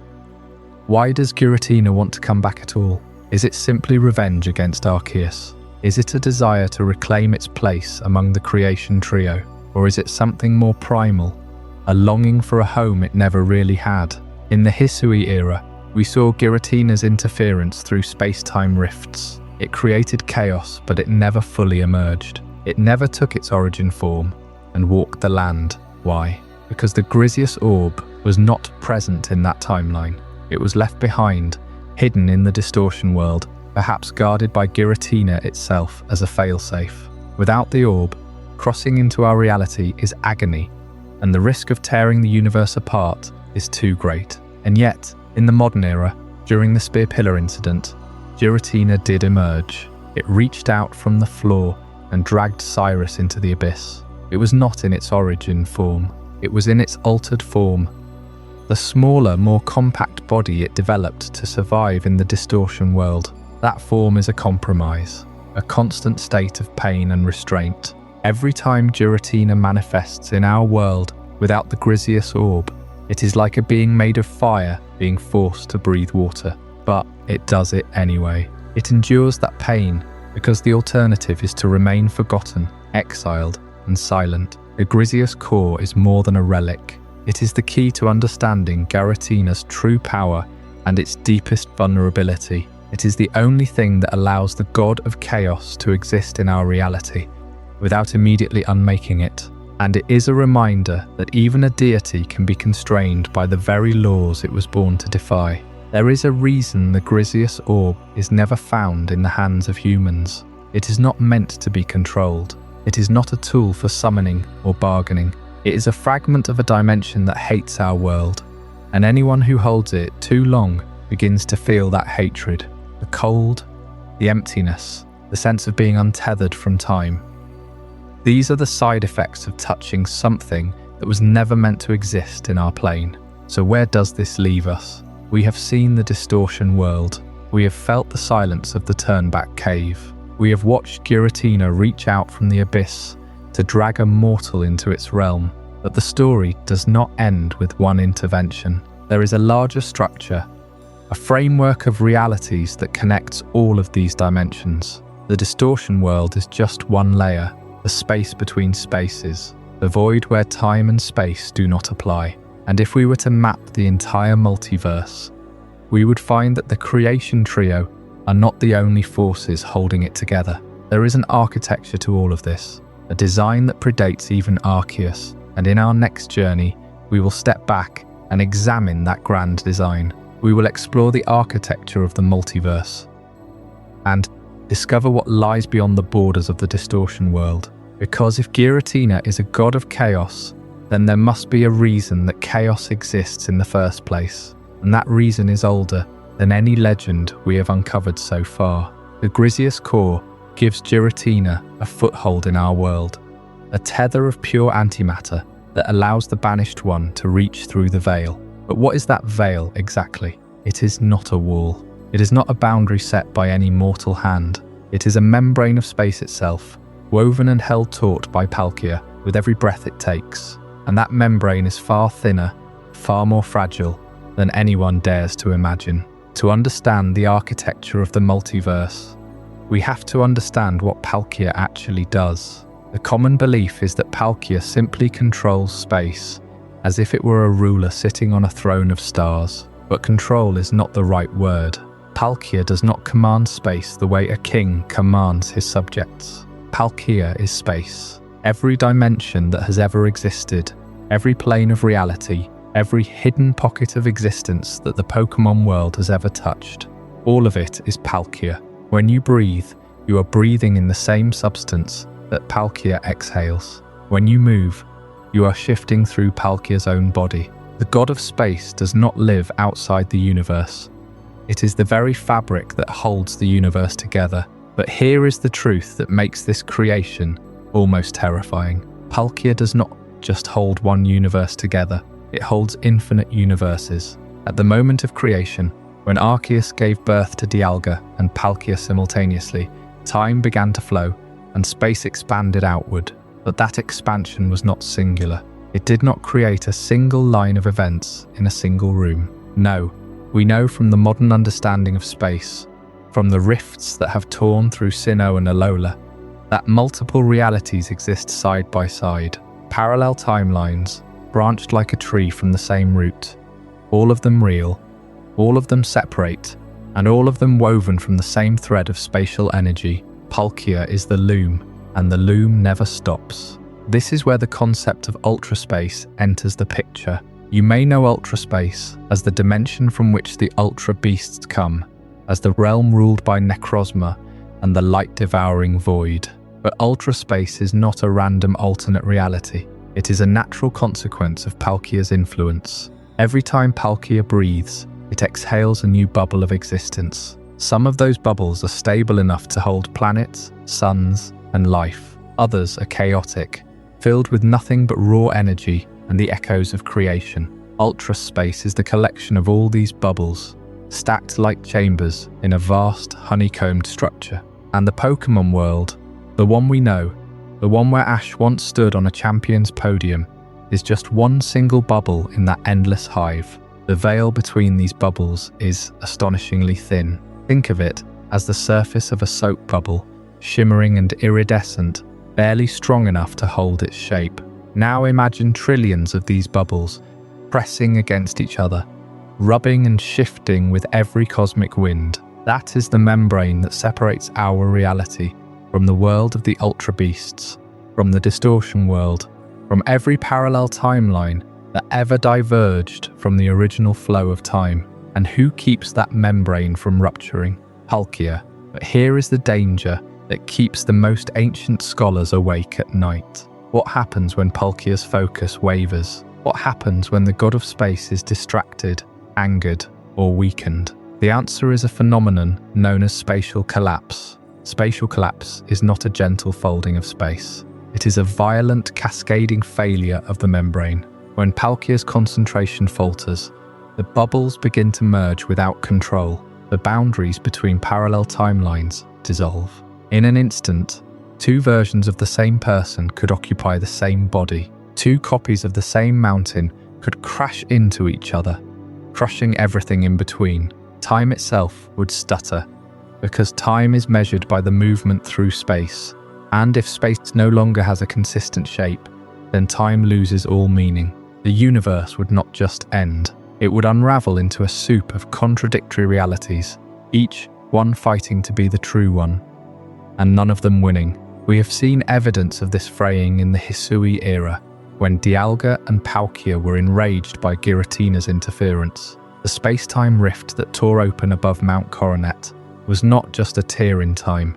It was a symptom of a deeper fracture, a crack in Palkia's own domain. The noble Pokémon went berserk, because the spatial laws that govern their bodies were becoming inconsistent. Alpha Pokémon appeared, because the barrier between the current timeline and older, wilder timelines was thinning. The entire region was one wrong move away from total dissolution.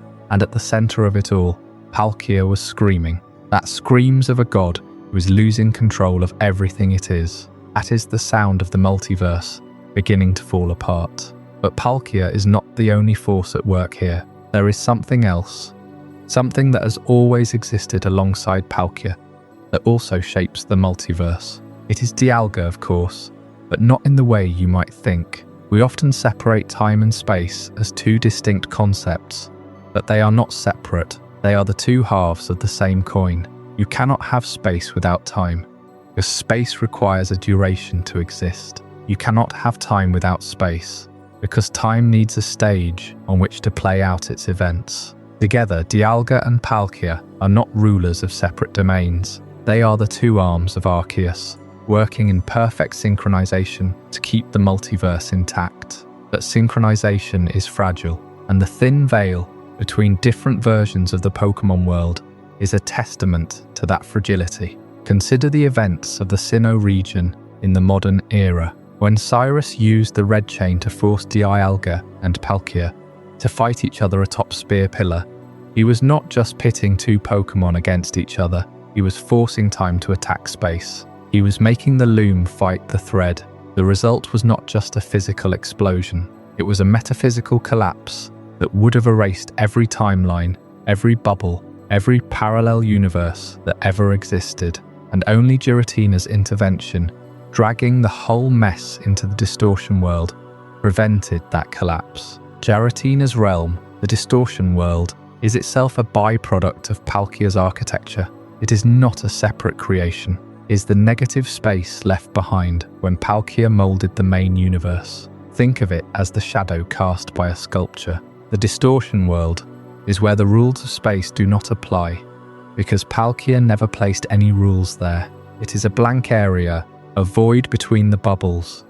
And it is precisely because of that emptiness that Giratina can exist there, without causing collisions with the rest of reality. But here is the haunting thought. The Distortion world is not static. It changes. It shifts, because Palkia's influence is not uniform across all of creation. Every time Palkia breathes, every time it flexes its control, the boundaries of the Distortion world quiver. That is why Turnback Cave is so unpredictable.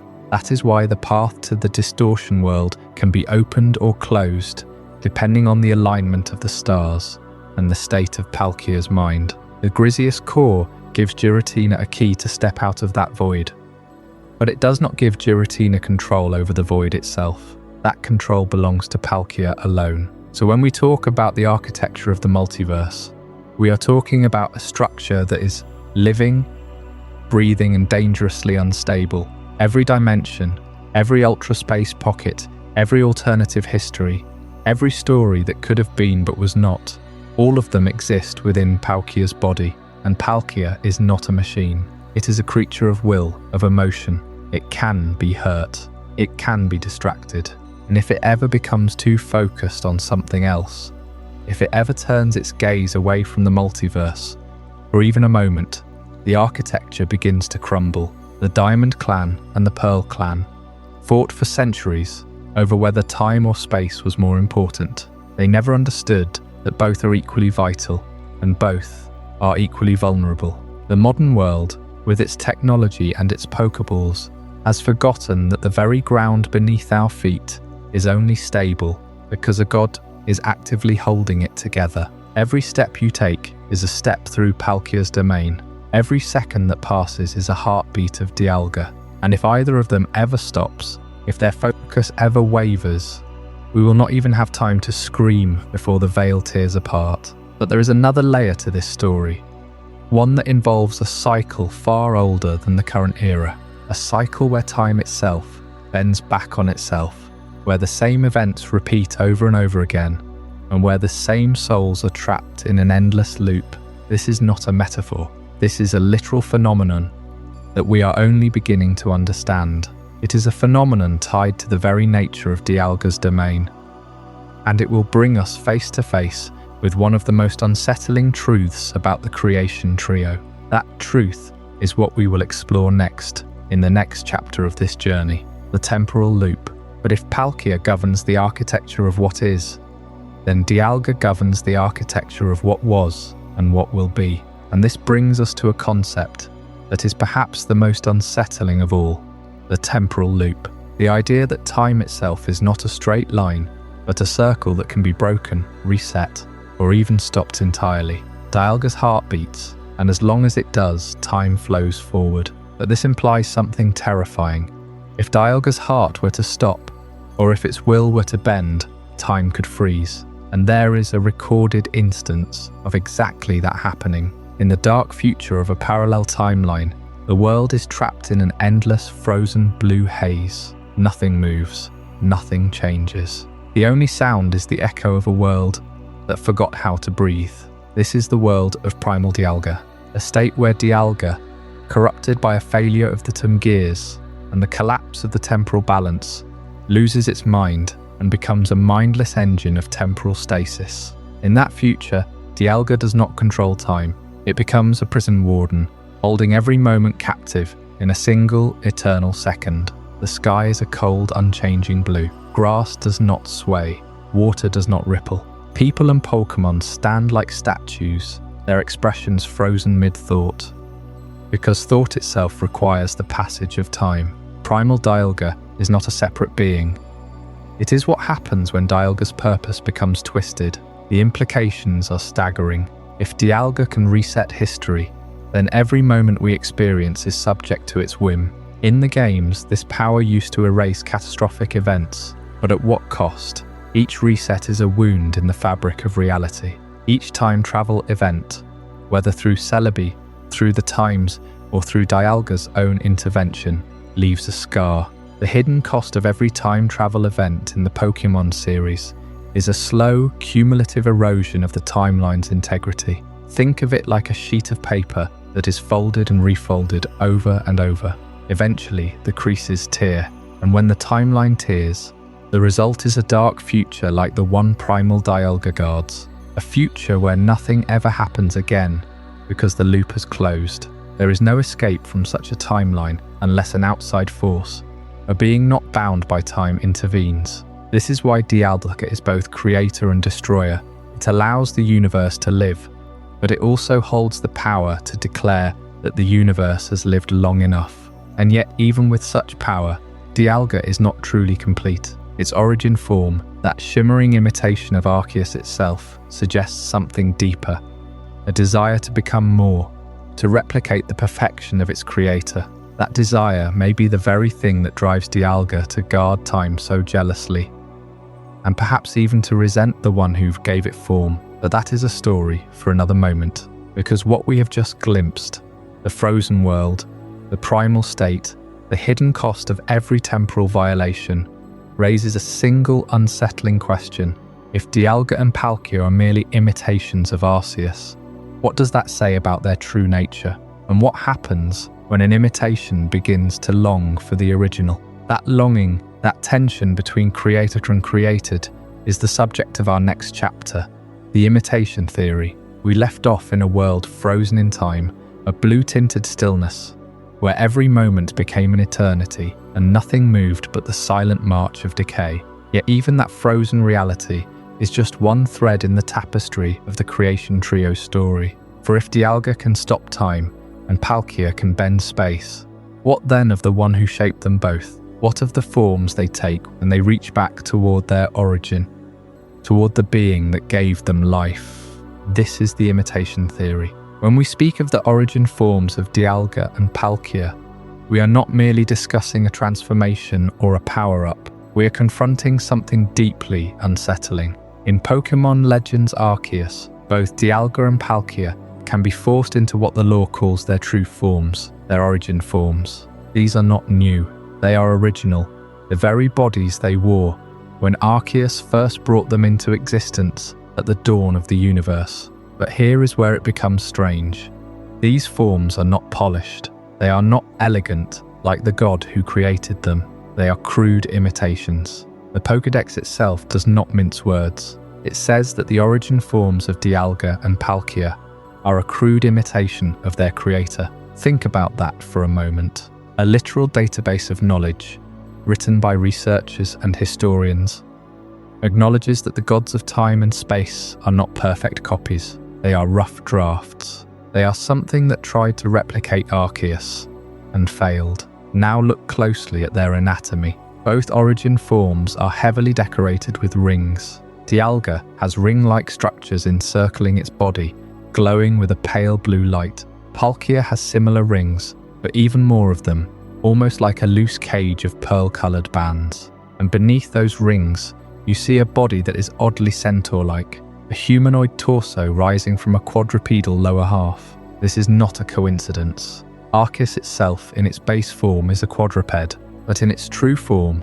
the form it took when it created the universe, Arceus is often depicted as an ethereal being of pure light, sometimes with legs, sometimes with a ring-like halo. The rings on Dialga and Palkia's origin forms are literally attempts to wear the halo of their creator. They are trying to become what they cannot be. It is the visual equivalent of a child wearing their parents' too large coat, hoping it will fit someday. And that symbolism is heartbreaking, because here is the question we must ask.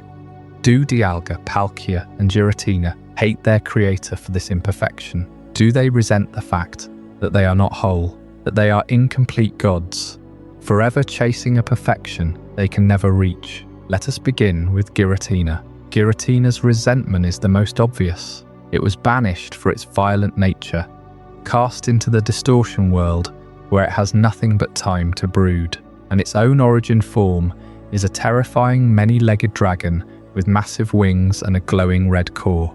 It does not have the rings. It does not try to look like Arceus. Giratina seems to understand that it was never meant to imitate the creator.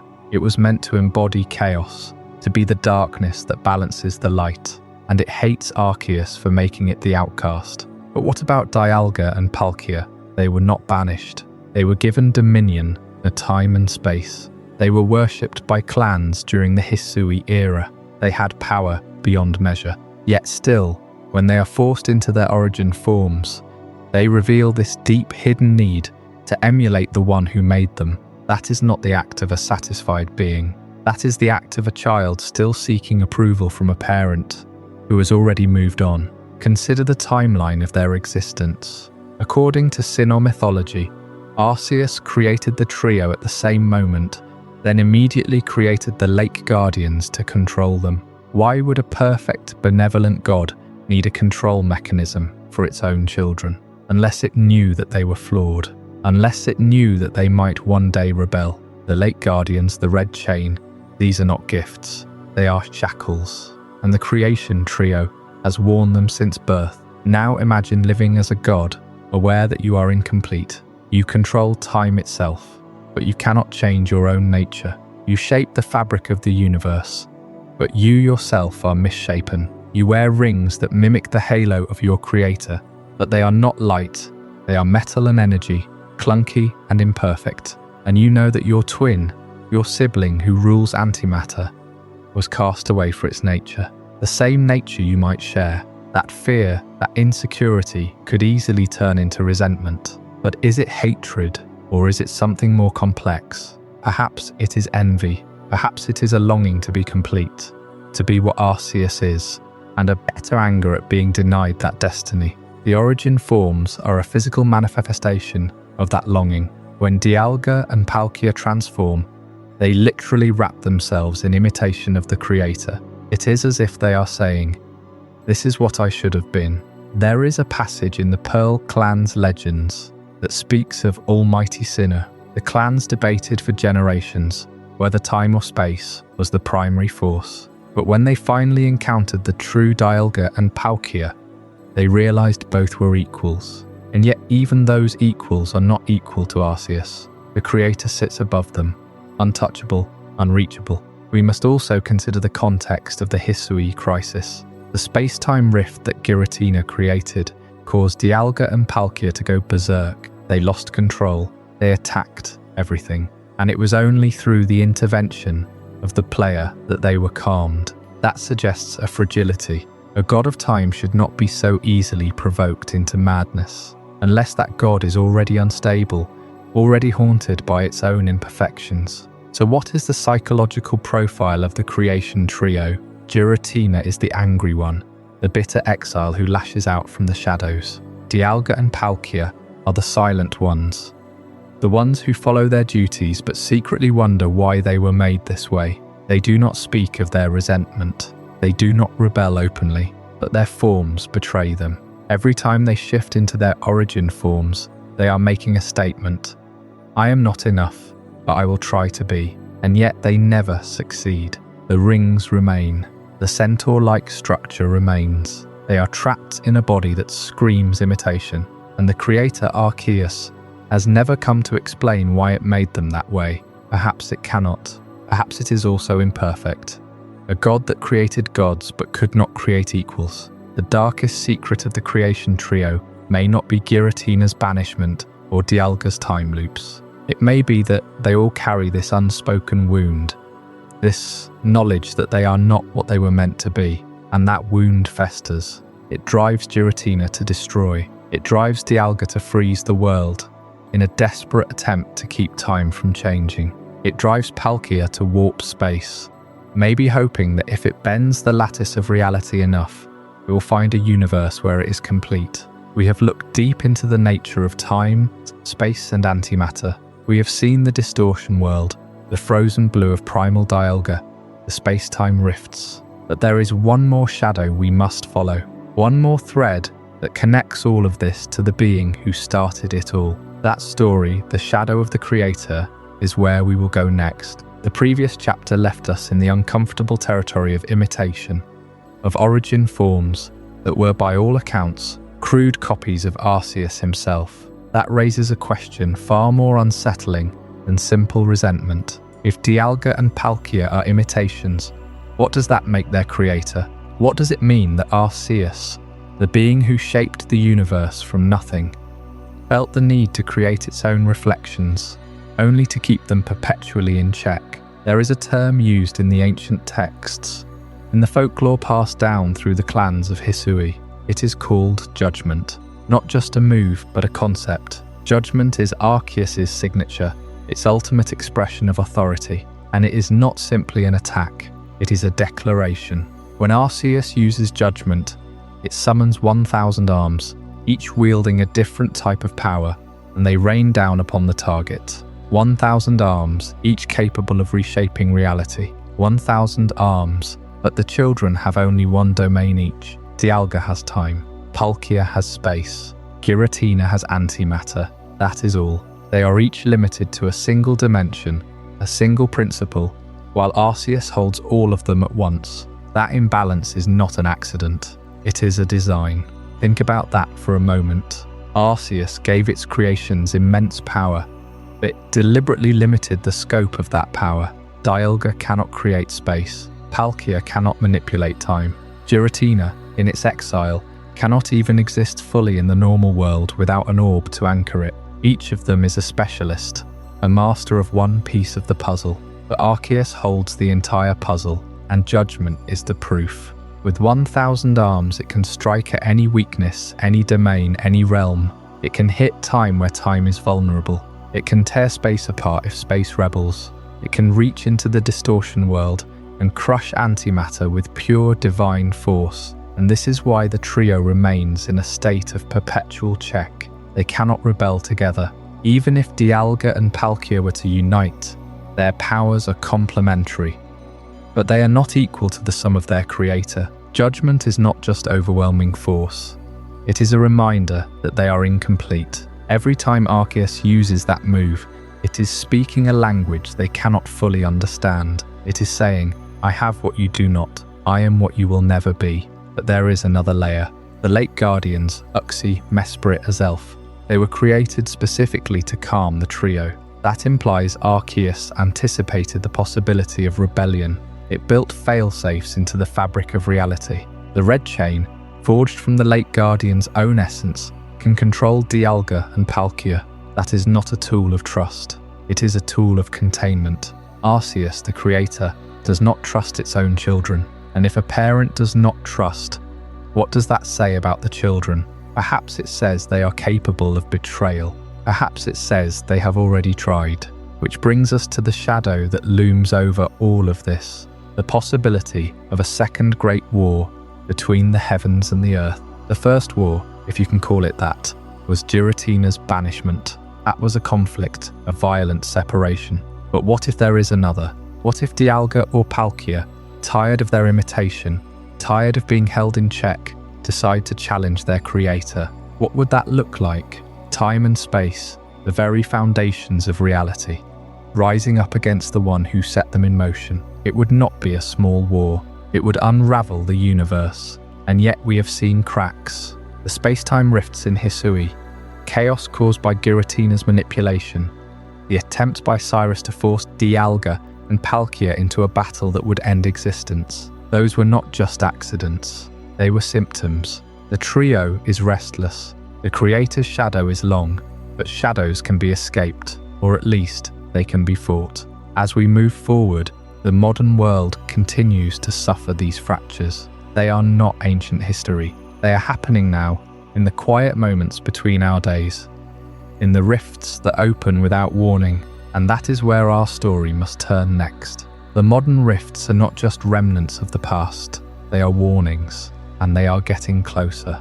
Arceus' judgment keeps the creation trio in a perpetual check, but that judgment was designed for a world without human interference. The shadow of the creator looms largest over Hisui and the ancient texts.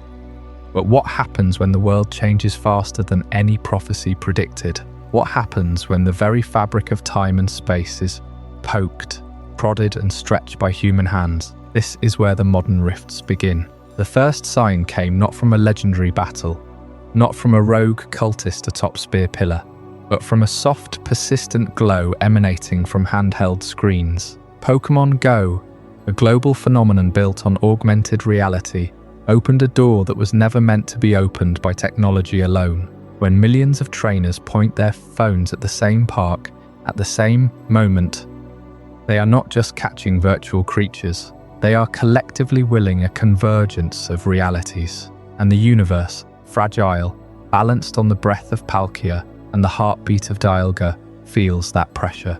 Why do space-time anomalies continue to appear in Pokémon Go and other regions? Because the boundary between our world and theirs is not a wall, it is a membrane, and every interaction between human technology and the Pokémon dimension acts like a finger pressing against it. When a raid boss appears in a city square, when a global event syncs thousands of players in real time, that pressure distorts the membrane. Dialga's timeline bends slightly to accommodate the simultaneous capture of a legendary in Tokyo and New York. Palkia's space warps to allow the same creature to exist in countless locations at once. The trio was never designed to manage a network of human-made rifts. And this is where the instability of the creation trio, in the face of human technological advancement, becomes a looming crisis. Dialga and Palkia are divine, yes, but they are also reactive in ways that Arceus may not have anticipated.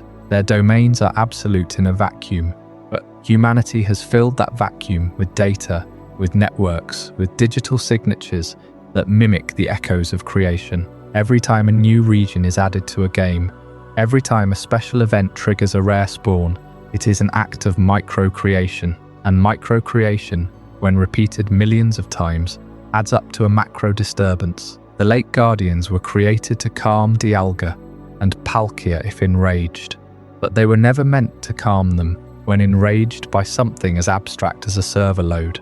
How do you reason with the god of time when its resentment is not born of battle, but of a perpetual, low-grade irritation? How do you soothe the god of space when its dimensions are being crowded by digital ghosts? The frustration is quiet at first, a slight delay in the start of a rainstorm, a street that seems to repeat itself. But frustration, in a being that controls the fundamental architecture of reality, is never small. And then there is Giratina, still exiled, still watching.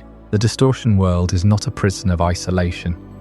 It is a prison of perception. From its vantage point, Giratina sees every modern rift as an invitation. It does not need to tear open new wounds when humanity is already doing the work. It waits, it whispers, and every time a player reports a glitch, where a Pokémon appears and disappears instantly, or a gym that cannot be interacted with, or a strange flicker in the background of a screenshot, those are not always bugs. Some of them are Giratina testing the seams. The greatest threat, however, lies not in the spread of minor anomalies, but in the potential collision of the two most powerful forces ever unleashed, the Origin Pulse and the Roar of Time. These are not mere attacks. The Origin Pulse is the echo of creation itself, a wave of raw space that reshapes everything it touches. The Roar of Time is the sound of Dialga's will made manifest, a command that reality rewind or accelerate at its master's whim.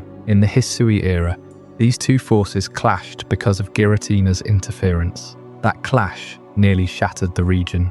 Now in the modern world, the same collision is not only possible, It is being engineered by human hands, because here is the truth that the legends do not tell you. Dialga and Palkia are not enemies, they are partners. When you force them into conflict, when you provoke them through manipulation, or through the constant pressure of a billion digital interactions, they do not choose to fight each other, they choose to defend their domains. And defending a domain means lashing out at anything that threatens it, including each other. The red chain was invented to control them, but the modern world has created something far more subtle, 1,000 invisible chains made of code and expectation. These chains do not enslave the trio, they agitate them. So the question becomes, is there a point at which the agitation becomes too great, when the origin pulse and the roar of time are not just echoes of an ancient conflict, but a constant background hum? They are colliding right now, every day, in the servers that host the global Pokémon ecosystem. And while the collision is currently small, a glitch here, a temporary anomaly there, it is growing. Dialga's heart beats in its chest, and each beat keeps time flowing. But if that heart begins to race under the stress of modern interference, the beat of time itself could stutter. And in that stutter, something else watches. Something that has waited since the beginning. Something that was never given a place in the hierarchy. A presence that was silent when Arceus created the Late Guardians. Silent when Cyrus tried to remake the universe. Silent through every disaster because it was biding its time. The modern rifts are not just a side effect of technology, they are a summons. And in the next chapter, we will explore who or what has been waiting for that summons all along. These modern rifts that still tear through the fabric of reality. The persistent instability in regions far beyond Sinnoh. They hint at something deeper than a mere cracked foundation. You see, when Arceus forged the universe, it did so with three pillars: time, space, and the volatile energy of antimatter. Yet every structure built on three legs still wobbles, still leaves a gap where a fourth should stand. Consider the ancient myths for a moment. They speak of Dialga, Palkia and Giratina as the complete creation trio.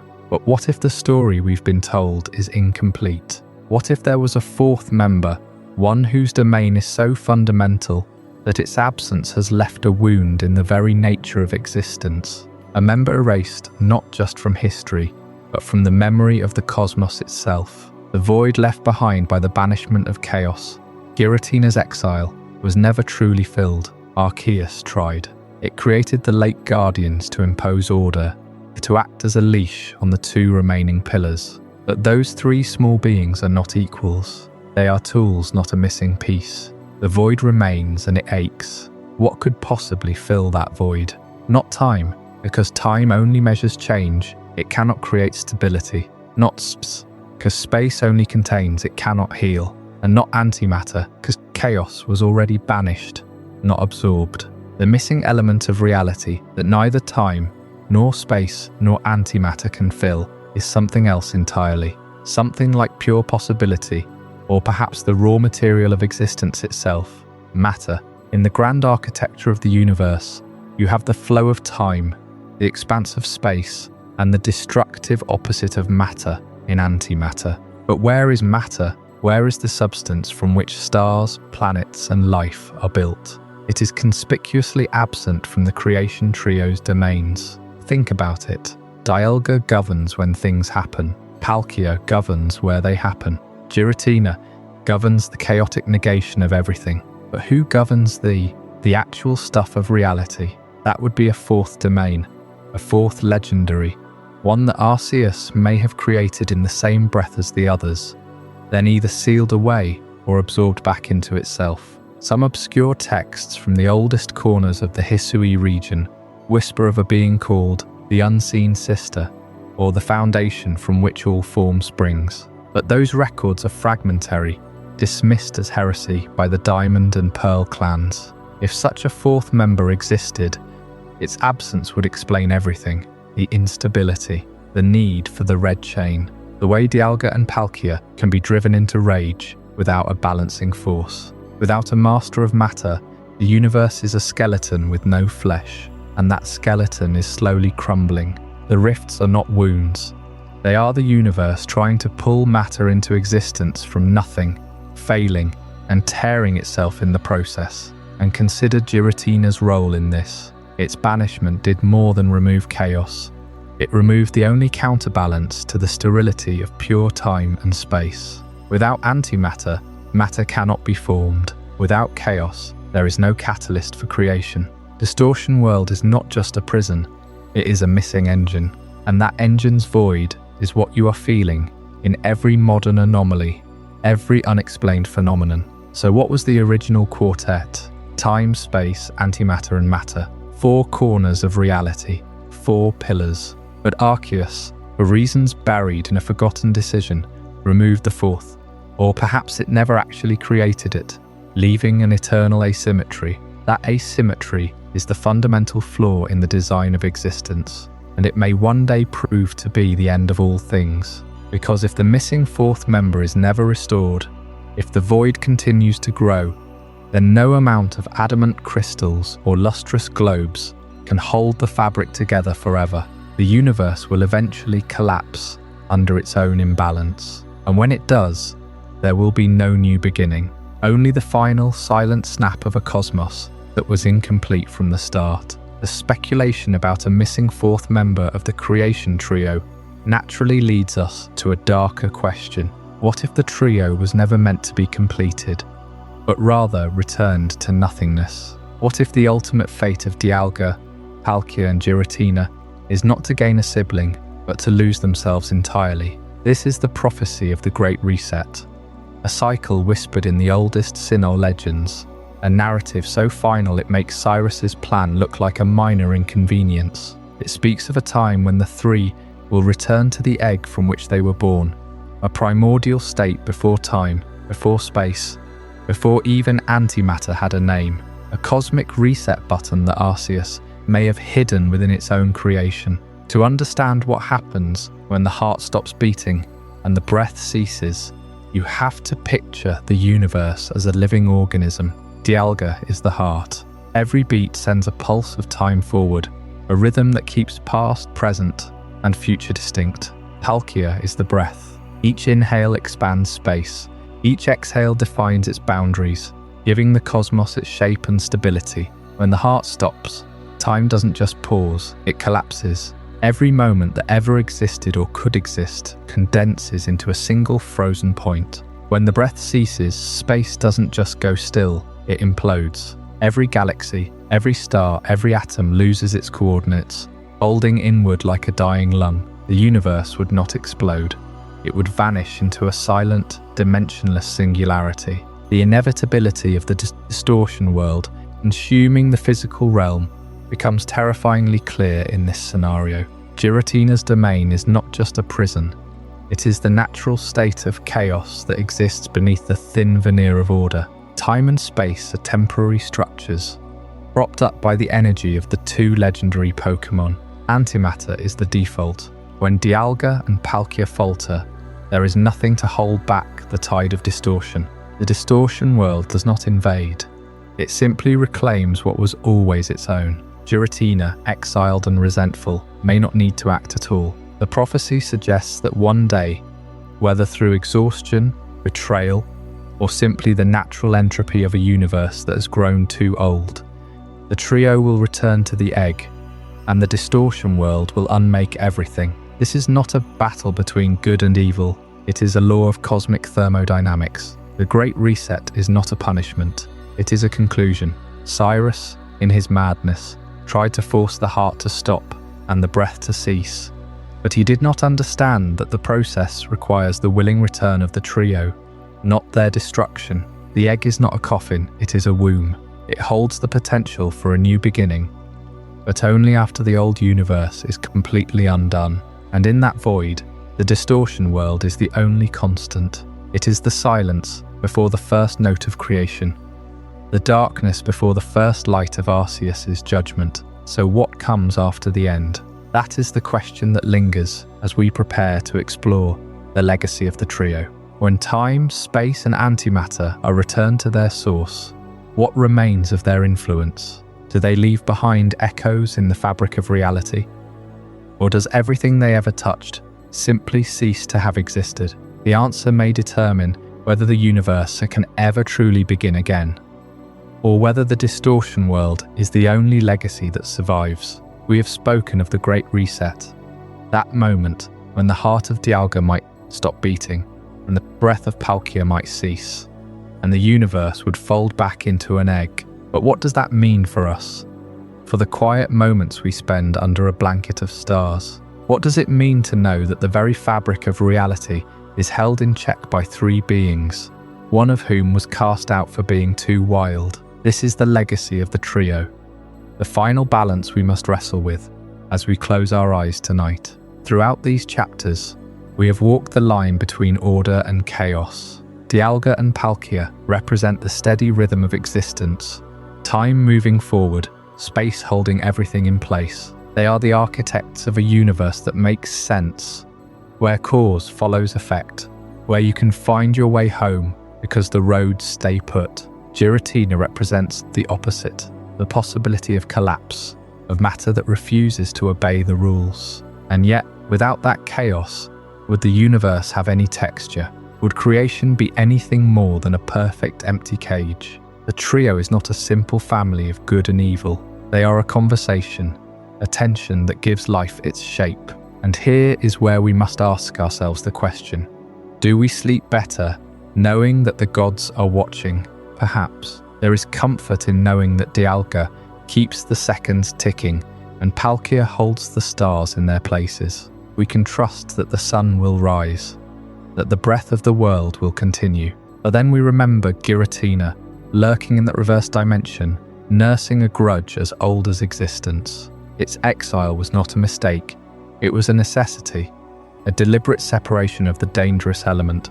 And yet, even in exile, it reached through rifts and shook the world. The gods may be watching, but they are not always watching with the same eyes. Arceus created a system that required control mechanisms.